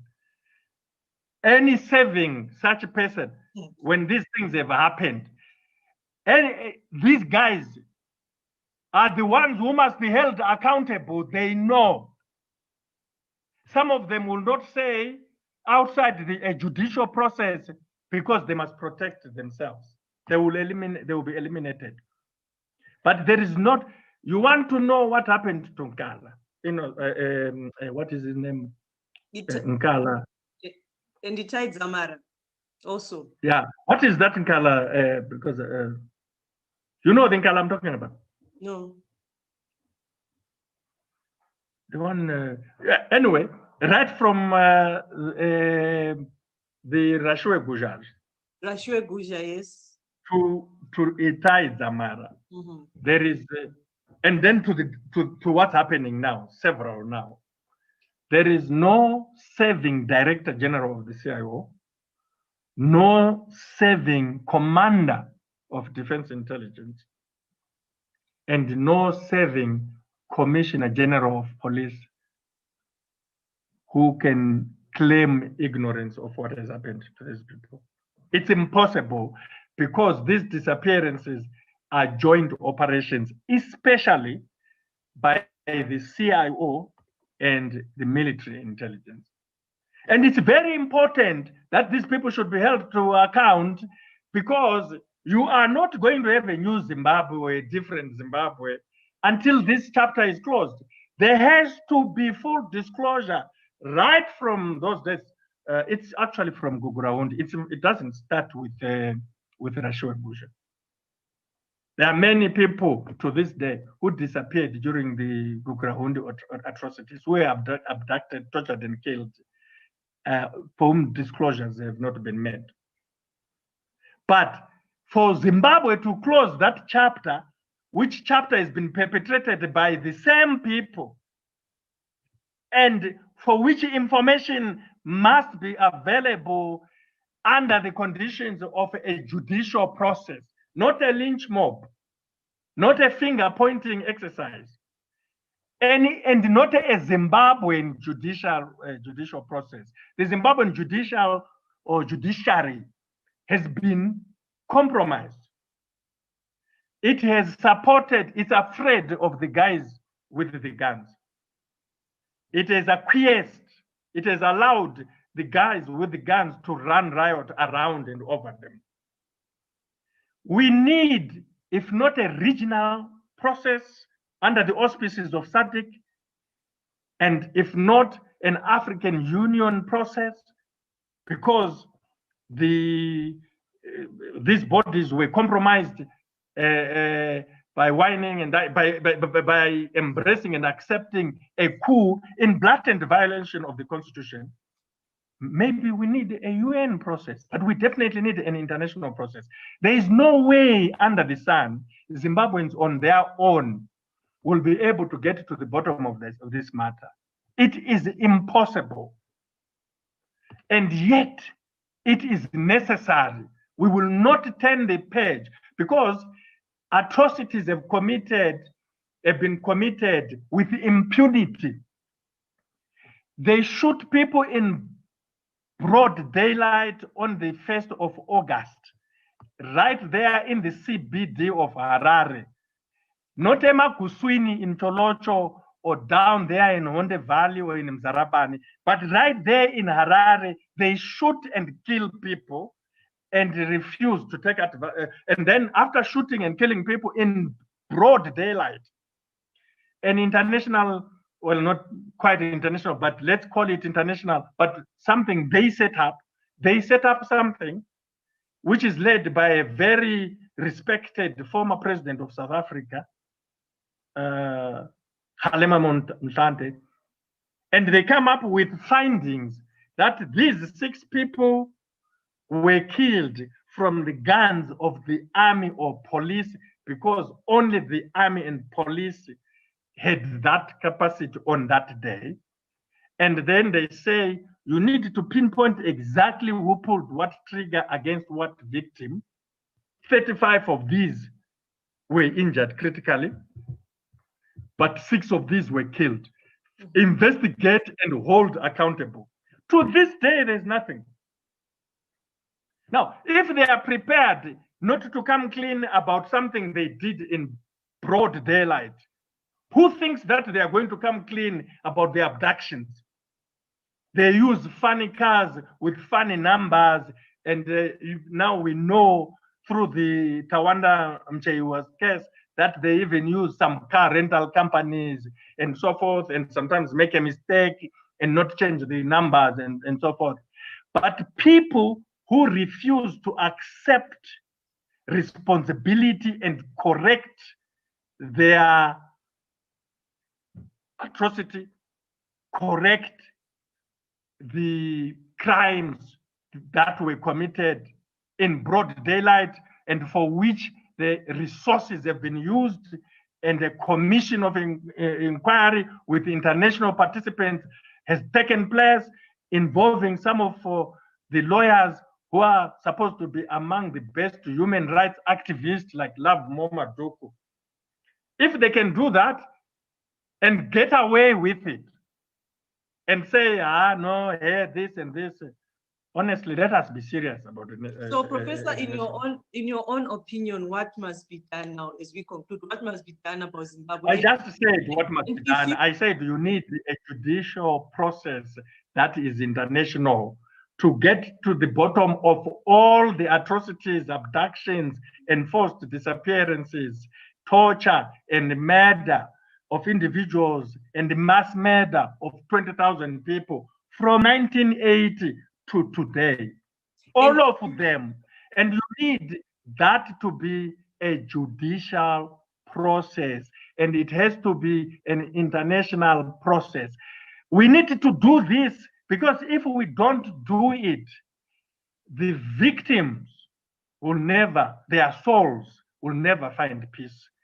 The living relatives, friends, and communities affected by this will never find peace. We will always continue to point fingers at each other. We will always be moved by mob justice and so forth, and yet not necessarily to be vindictive. This is not a case for vindictive justice. It is a case for truth, social justice, and reconciliation. There will never be in any community reconciliation without truth.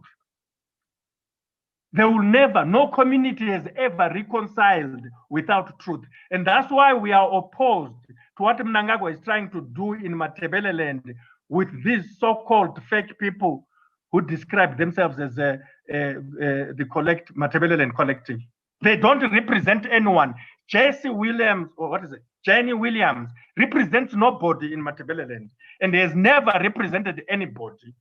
And we will not allow her to make a backroom deal with Mnangagwa over the Guguraundi case regarding how to handle the issue of remand. The fundamental question of truth must come first. It will not come first through all these meetings that Virginia Mabiza is organizing to please Mnangagwa. No, it will come first through a transparent, internationally superintended judicial process. We don't want a jungle justice against anyone, but we do want the truth. We do want people to come forward. If it means giving them amnesty for telling the truth, let it be. But it is what has haunted this country. And the fact that they continue to do it without the proper legal consequences is what must worry it.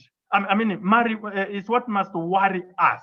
It's what must worry the country, the community, SADC, the African Union, and the international community.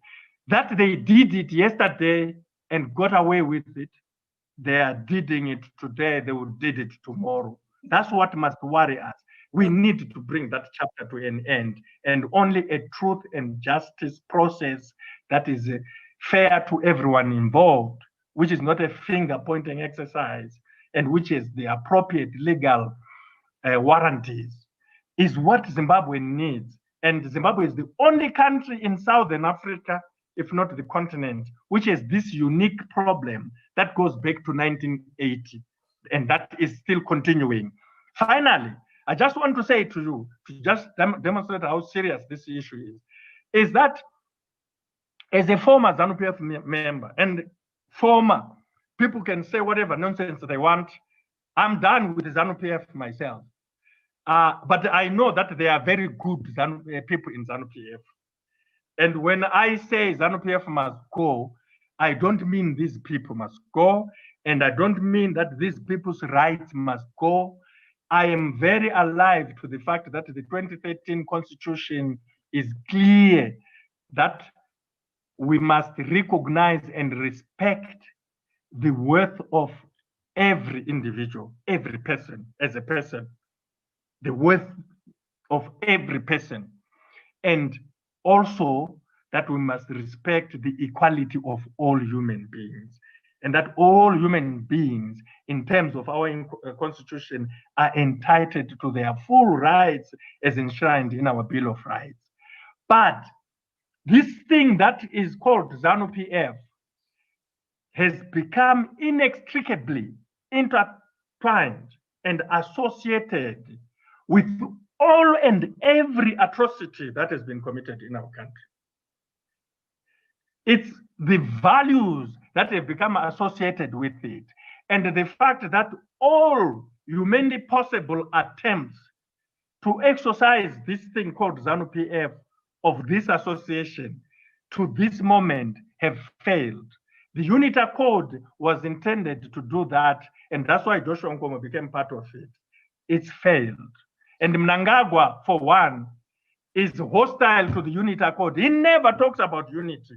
He will tell you about flashing out apples, bad apples, but he will never talk about unity as something that is fundamental to our country. It's not important. We also know that in the context of what has happened since 2000, against the backdrop of the movement for democracy or movement for democratic change in terms of the party that has championed that movement for democracy, the GNU should have brought that to an end, the questions around that. And the people of Zimbabwe, in terms of the global political agreement, they were promised that one, with all the contestations, which are okay, because the society is really a bundle of contests. But they came together, signed the GPA, and one of the promises of the GPA that Tsvangirai made with Mugabe was a new constitution, which was a clarion call since 1999. And that new constitution has all the values that should bind us as Zimbabweans. The government is not putting a cent to make people know what those values that bind us are. Civil society is not making noise around those things. And worse, it has failed. The gains that the society made under the GNU through the GPA, and more importantly, through the new constitution, are disappearing under Mnangagwa. First, the coup should not have happened against the backdrop of the new constitution. It's very clear what the role of the military should be. We had a bench, a constitutional court under Chief Justice Malava, coming up with a fictitious interpretation of Section 212, which put the army above the constitution and created a fiction that the army is the guardian of the constitution and that it has the right to intervene to save the constitution. In the streets, that people will say that's BS. The guardians of the constitution of Zimbabwe are the people, not any institution. All institutions in terms of the constitution are creations of the people. All authority resides with the people. But yet a bench, because of his political relationship with Mnangagwa, there are days in Kwekwe or Masvingo or heaven knows wherever, and these dealings, coming up with an astonishing principle that the military, the Zimbabwe Defense Forces, are the guardians of the constitution, and they can come and invoke whatever nonsense they want. And if they want to say it's Operation Restore Legacy, they will say that and take over everything and take over the streets and take over the public offices and take over the public institutions like ZEC, let alone the courts themselves. This can't be 40 years after independence. The attempts that have been done so far to change things, first, the big one, big society, Unity Accord failed.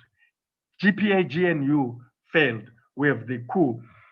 And lastly, I am not the one who should tell you about how much goodwill Mnangagwa and his lot enjoyed after November 2017 from Zimbabweans, from the region, from the African Union, and from the international community. They enjoyed more goodwill, and we could even qualitatively say better goodwill than the GNU between 2009 and 2013. We should not look for the services of a rocket scientist to understand why they have squandered that goodwill. And they must not look for bad apples to blame for squandering that goodwill. They have squandered it themselves. They came saying Zimbabwe is open for business. Everybody said, thank you very much. But no, that door has been shut. Zimbabwe has been open for violence. August 1, 2018, violence. January 14 to 28, 29, abduction since January 14, 2019 to today. And they are amending the constitution that was implemented in 2013 instead of fully implementing it. Instead of being honest to keep the promise they made to the people of Zimbabwe, They are amending it, and the amendments are intended to take away the power and authority which the Constitution had given to the people and give it to Mnangagwa, give it to the executive.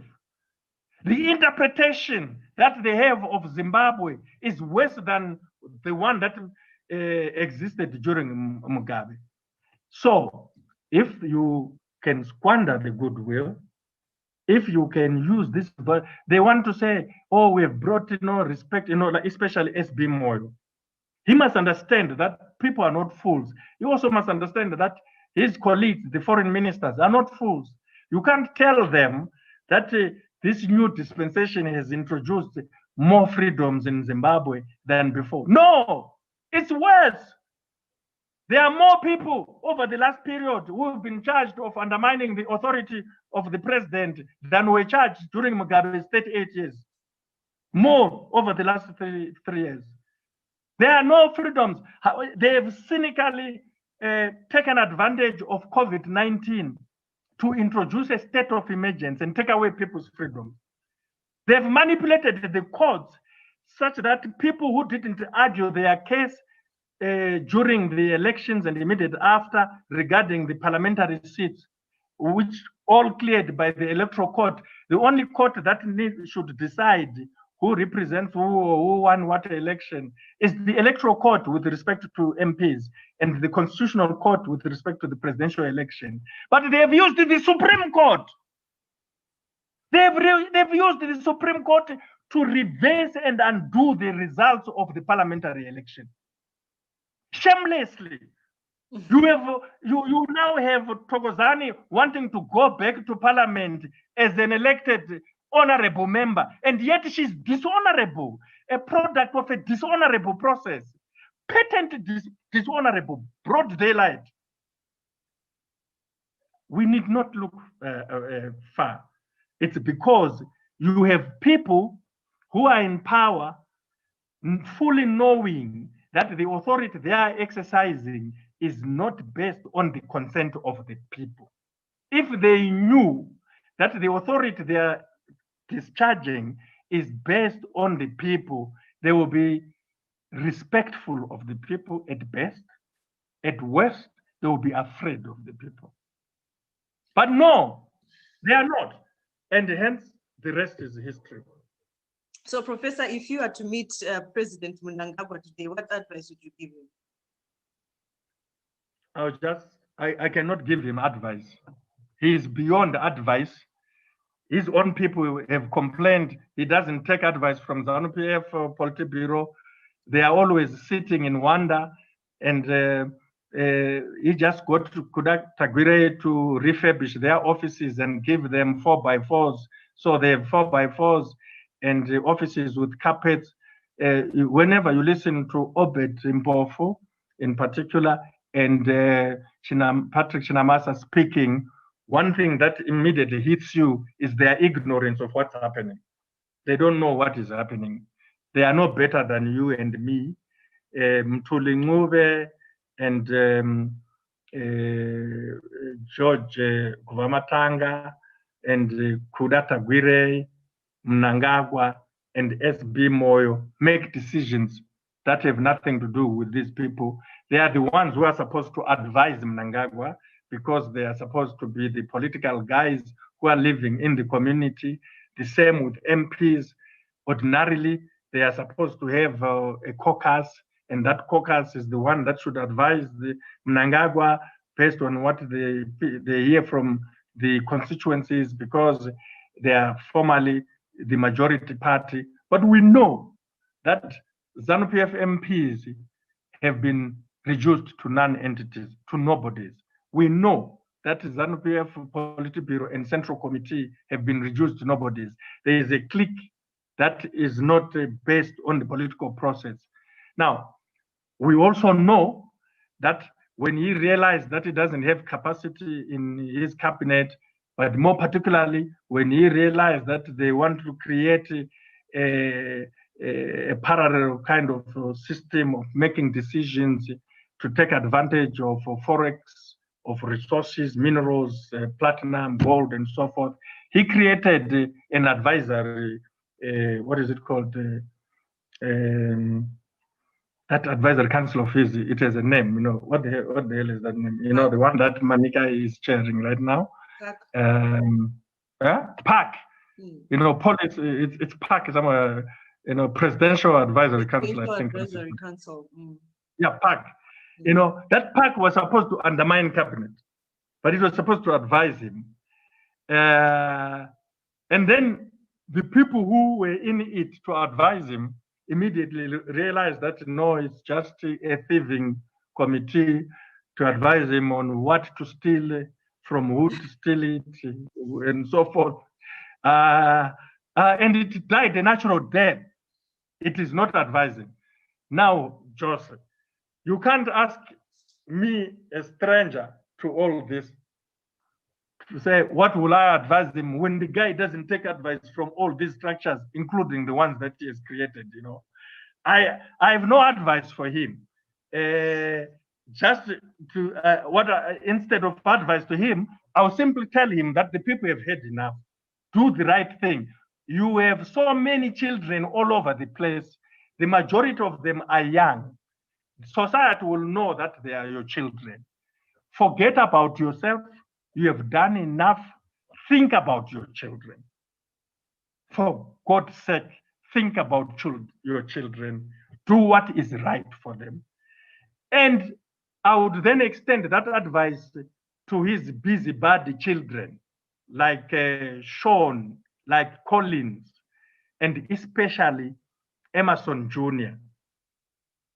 You have a bright future, young man, but look at what happened to Gaddafi's son. Don't invite it to you. Think about your society. Think about the next person. Your father is not immortal.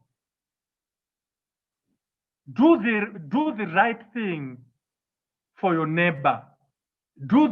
Be your brother's keeper. You said this is a new dispensation.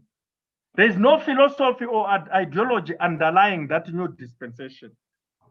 Many, if not all Zimbabweans, were ready to have a new Zimbabwe after Mugabe. And they wanted it and they were entitled to it. And there is no normal Zimbabwean, whether in Zanu-Pf or in MDC or across our society, who wanted a continuation of the so-called First Republic, however you want to describe the 38, 39 years. No Zimbabwean, no sane Zimbabwean wanted that. And the reason they supported this is precisely because of the rhetoric that Mnangagwa said when he was going on with the voice of the people is the voice of God. Where there are many people who've been sharing these days all those things. I want to establish a society and work together beyond party boundaries. Did Zimbabweans know that when you said he wanted to create that kind of a platform beyond party boundaries, he meant that you create an Ian Smith-like Pollard, an association of sellouts, a treacherous, blatantly treacherous. People didn't know. People thought that you respect the way that the Zimbabweans are exercising their freedom of association. If they are choosing to associate with the MDC Alliance and they are calling that association MDC Alliance, and if that association has evolved or mutated from something that was MDCT, that's what they are choosing to do because it's a natural right. And don't subject that to a fake court process and come up with a fake Supreme Court judgment and say the rule of law suddenly says the guy who lost yesterday is the guy who has won today. How can Mnangagwa think that Zimbabweans are so stupid as to accept the nonsense that all those MPs who were sitting in parliament as MDC Alliance and were listed in the Hansard as MDC Alliance and in the roster as well as where they were contributing. And everybody recognized them as MDC Alliance.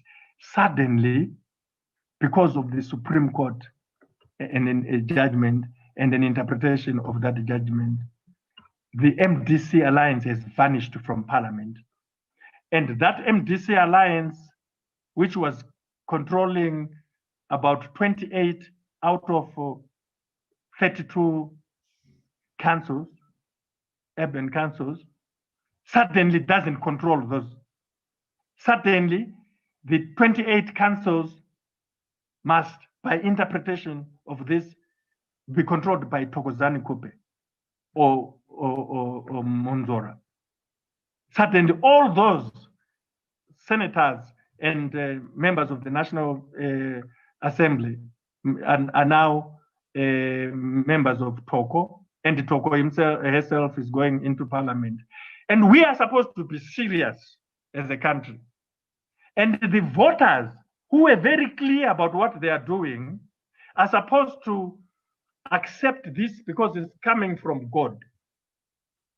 And God is Mnangagwa, and his angel Peter is Kudata Gwire, who has used money to pay Toko, pay Monzora, and corrupt other people, many other people in the process. And we are supposed to accept that. You don't, and no one needs to like, love, or support Nelson Chamisa to know that he actually won the presidential election in 2018. We don't have to like the MDC Alliance and its MPs. They don't have to be our friends. We don't have to agree with them ideologically to understand that it is outrageous to recall them from Parliament and replace them with Toko's people who lost, or to force those who want to remain to denounce their party, the MDCA Alliance, and their president, Nelson Chamisa, and say their president is Toko. The spokesperson of Toko was boasting the other day, 2 or so days ago, that he was in Gwanda and was shown with on a picture with the council, the Gwanda Town Council, saying all of them have defected. And it was good to use the word defected, because it's telling you can only defect from your party to another party that's not yours. But how can they defect? If they've defected, it's the party they are defecting from which should deal with all of them and replace them. So there is a fundamental problem here. And in the end, everyone, I think, every rational person is asking, for how long will the people of Zimbabwe tolerate this? For how long will they treat journalists who will expose this, explain this in the way they treated Hopewell, Chinono, and Jacob Ngarivume, but especially Hopewell as a journalist? For how long? Will they do that to every journalist? Will they do what they are doing to Sofimo Koena for reporting the Zimbabwean story? For how long? The fact is, no one really who expected a new dispensation after Mugabe thought that this thing will happen. The only reason it is happening is that the Guguraundists, the very same people who have been responsible for violence, abductions, torture since 1980, with some going, some dying, some remaining, but all of them coalescing around Emerson Mnangagwa, are the ones who are in charge. And they have no other option. They don't care about the ideology. They don't care about economic policy. Look at how Mthuli Ncube and the Reserve Bank have shamelessly abandoned all policy thinking to implement public law and order as economic policy. Use law and order against EcoCash, against Old Mutual, against vendors, and in the process destroying livelihoods, not through economic policy, but law and order. I think that retired Stalinists from Eastern Europe are looking with envy at this to say, wow, maybe we should have done this. It could have served the Soviet Union, and so forth. It's unheard of. It is outrageous that you can have a society based on law and order. Law and order is for the benefit of the community, not to punish the community, not to visit the sort of experience that people thought would die with the exit of the former president, whose first anniversary of his passing on we are remembering today. Yeah. Well, thank you so much, Professor, for your time. This was a very informative live chat. Thank you so much for your time. But obviously, before I let you go, for you, what is your next move? Are you planning to start a political party? What does the future hold for you? Any plans? Well, I don't know why you're asking me a pregnant question with a suggestion whether I'm planning to form a political party. If I'm doing anything, I said in the course of our discussion that every Zimbabwean is entitled to all the rights that are in the Bill of Rights, every Zimbabwean, including their political rights. And only those and each individual who has these rights can show us or through actions or tell us through their freedom of expression how they are exercising these rights. For me, my first calling is in the classroom. Teaching. I've said many times, yes, and research, especially the research side, for me. And when I came into politics, and I did not become an academic or a scholar by through appointment of the Politburo or anyone. It was through sitting behind the desk for 10 years. Behind the desk. Then I ended up in front of the desk.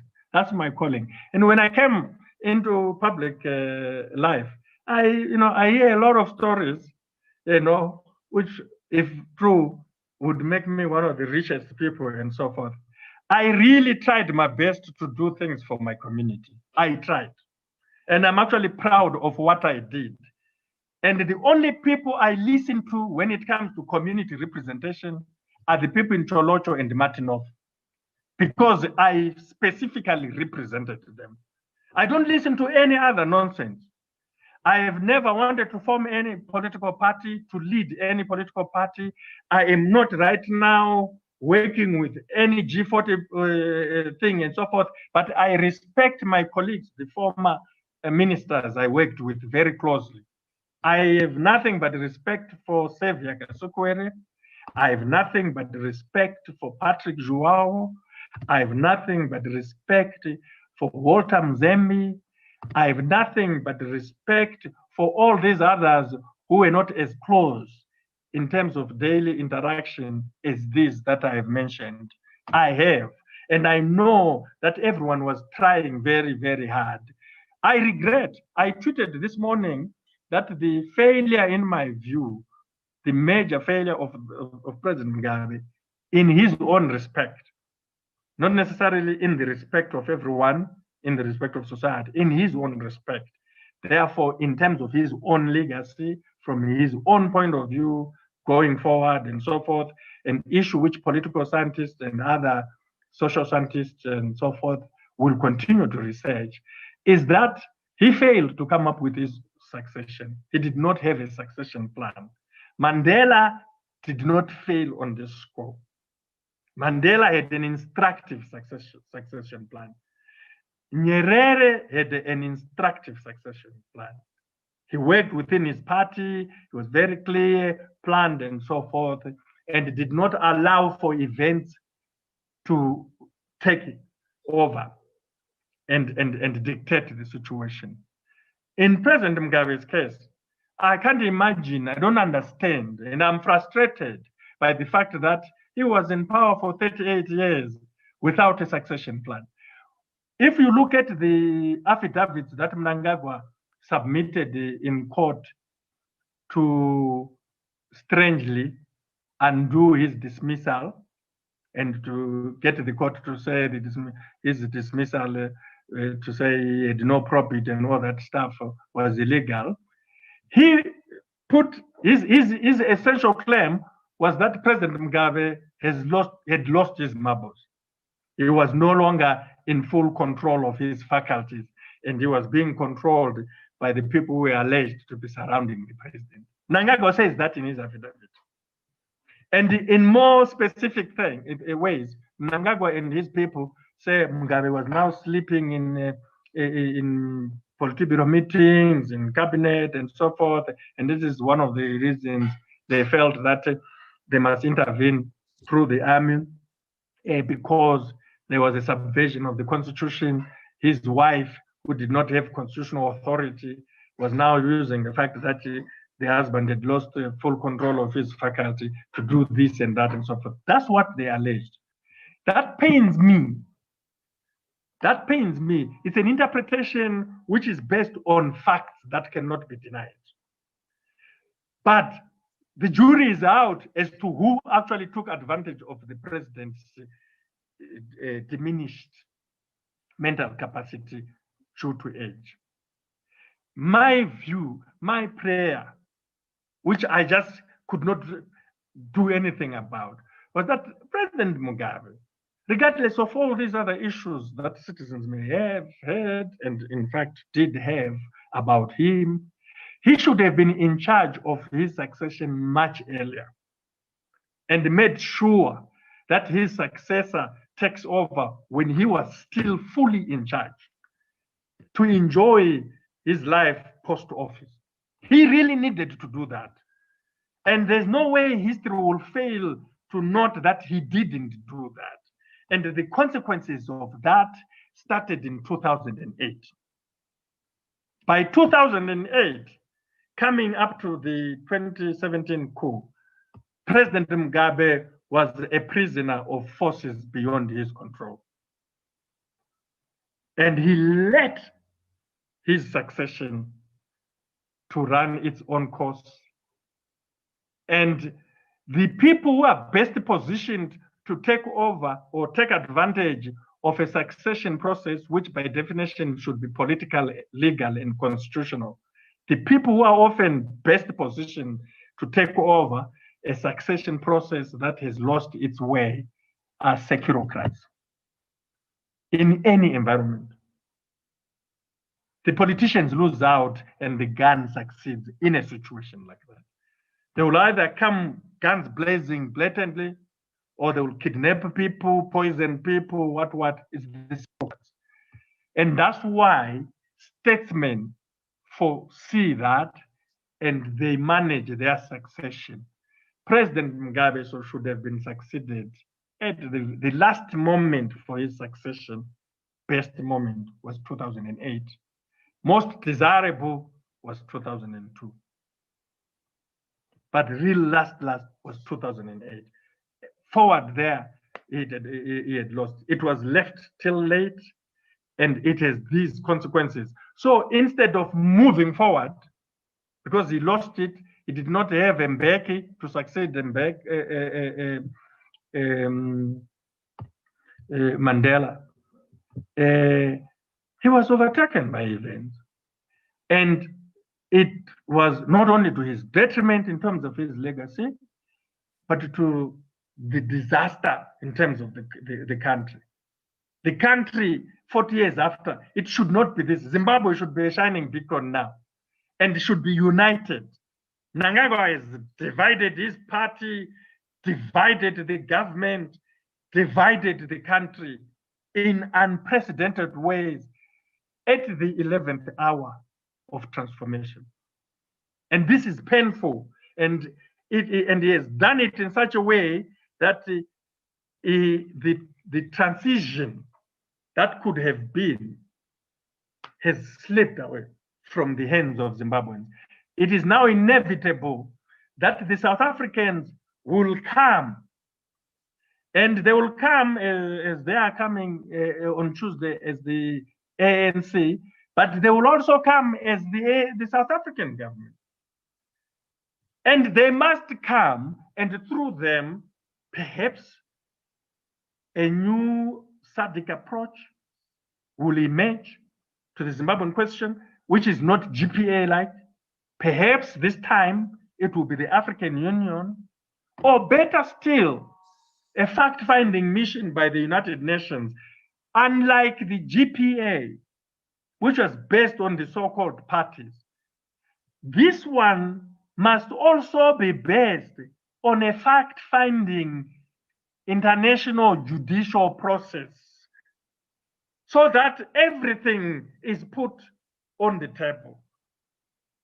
Not like that GPA. It must not be a consensus of political interest.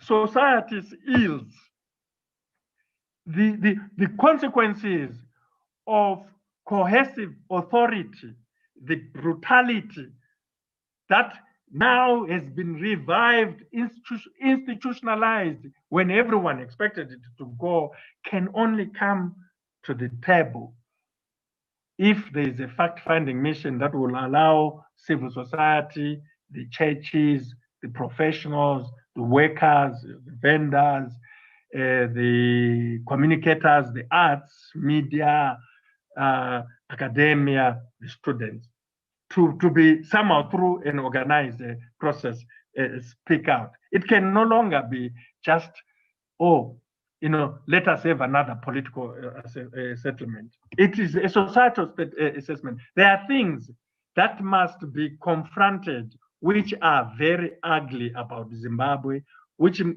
might and will affect individuals in ugly ways. It's no longer possible to avoid those things. We could have dealt with them in the past. We did not deal with them in the past. They have produced this situation because they've not been dealt with in the past. And now is the moment. We can't be a society where you have a constitutional court justice who says the ZDF, the army, is the custodian of the constitution. We cannot be the only society in SADC that says that. We cannot be the only society where the country's national electoral body, the Zimbabwe Electoral Commission, is run by the army, and where the army creates companies like Africom who run the computers of ZEC and manipulate these computers, and where it is not possible to discuss this intelligently. If you do, you are stigmatized, denounced, dehumanized, and the debate ends about you. You become the focus of the discussion, not what you are saying. We cannot be the only society in SADC doing that, especially when we have claimed to be the most educated or to have the highest literacy rate. We can't continue to be like that. Okay. Thank you so much, Professor, for your time. I really enjoyed this live chat. It was very informative. We just hope that everything goes well in Zimbabwe. And all of our viewers that were listening to us today have learned one or two things from everything that you say. So thank you so much. You're most welcome. Thank you for inviting me and giving me this opportunity. No problem. Take care, Professor. Thank you. Goodbye.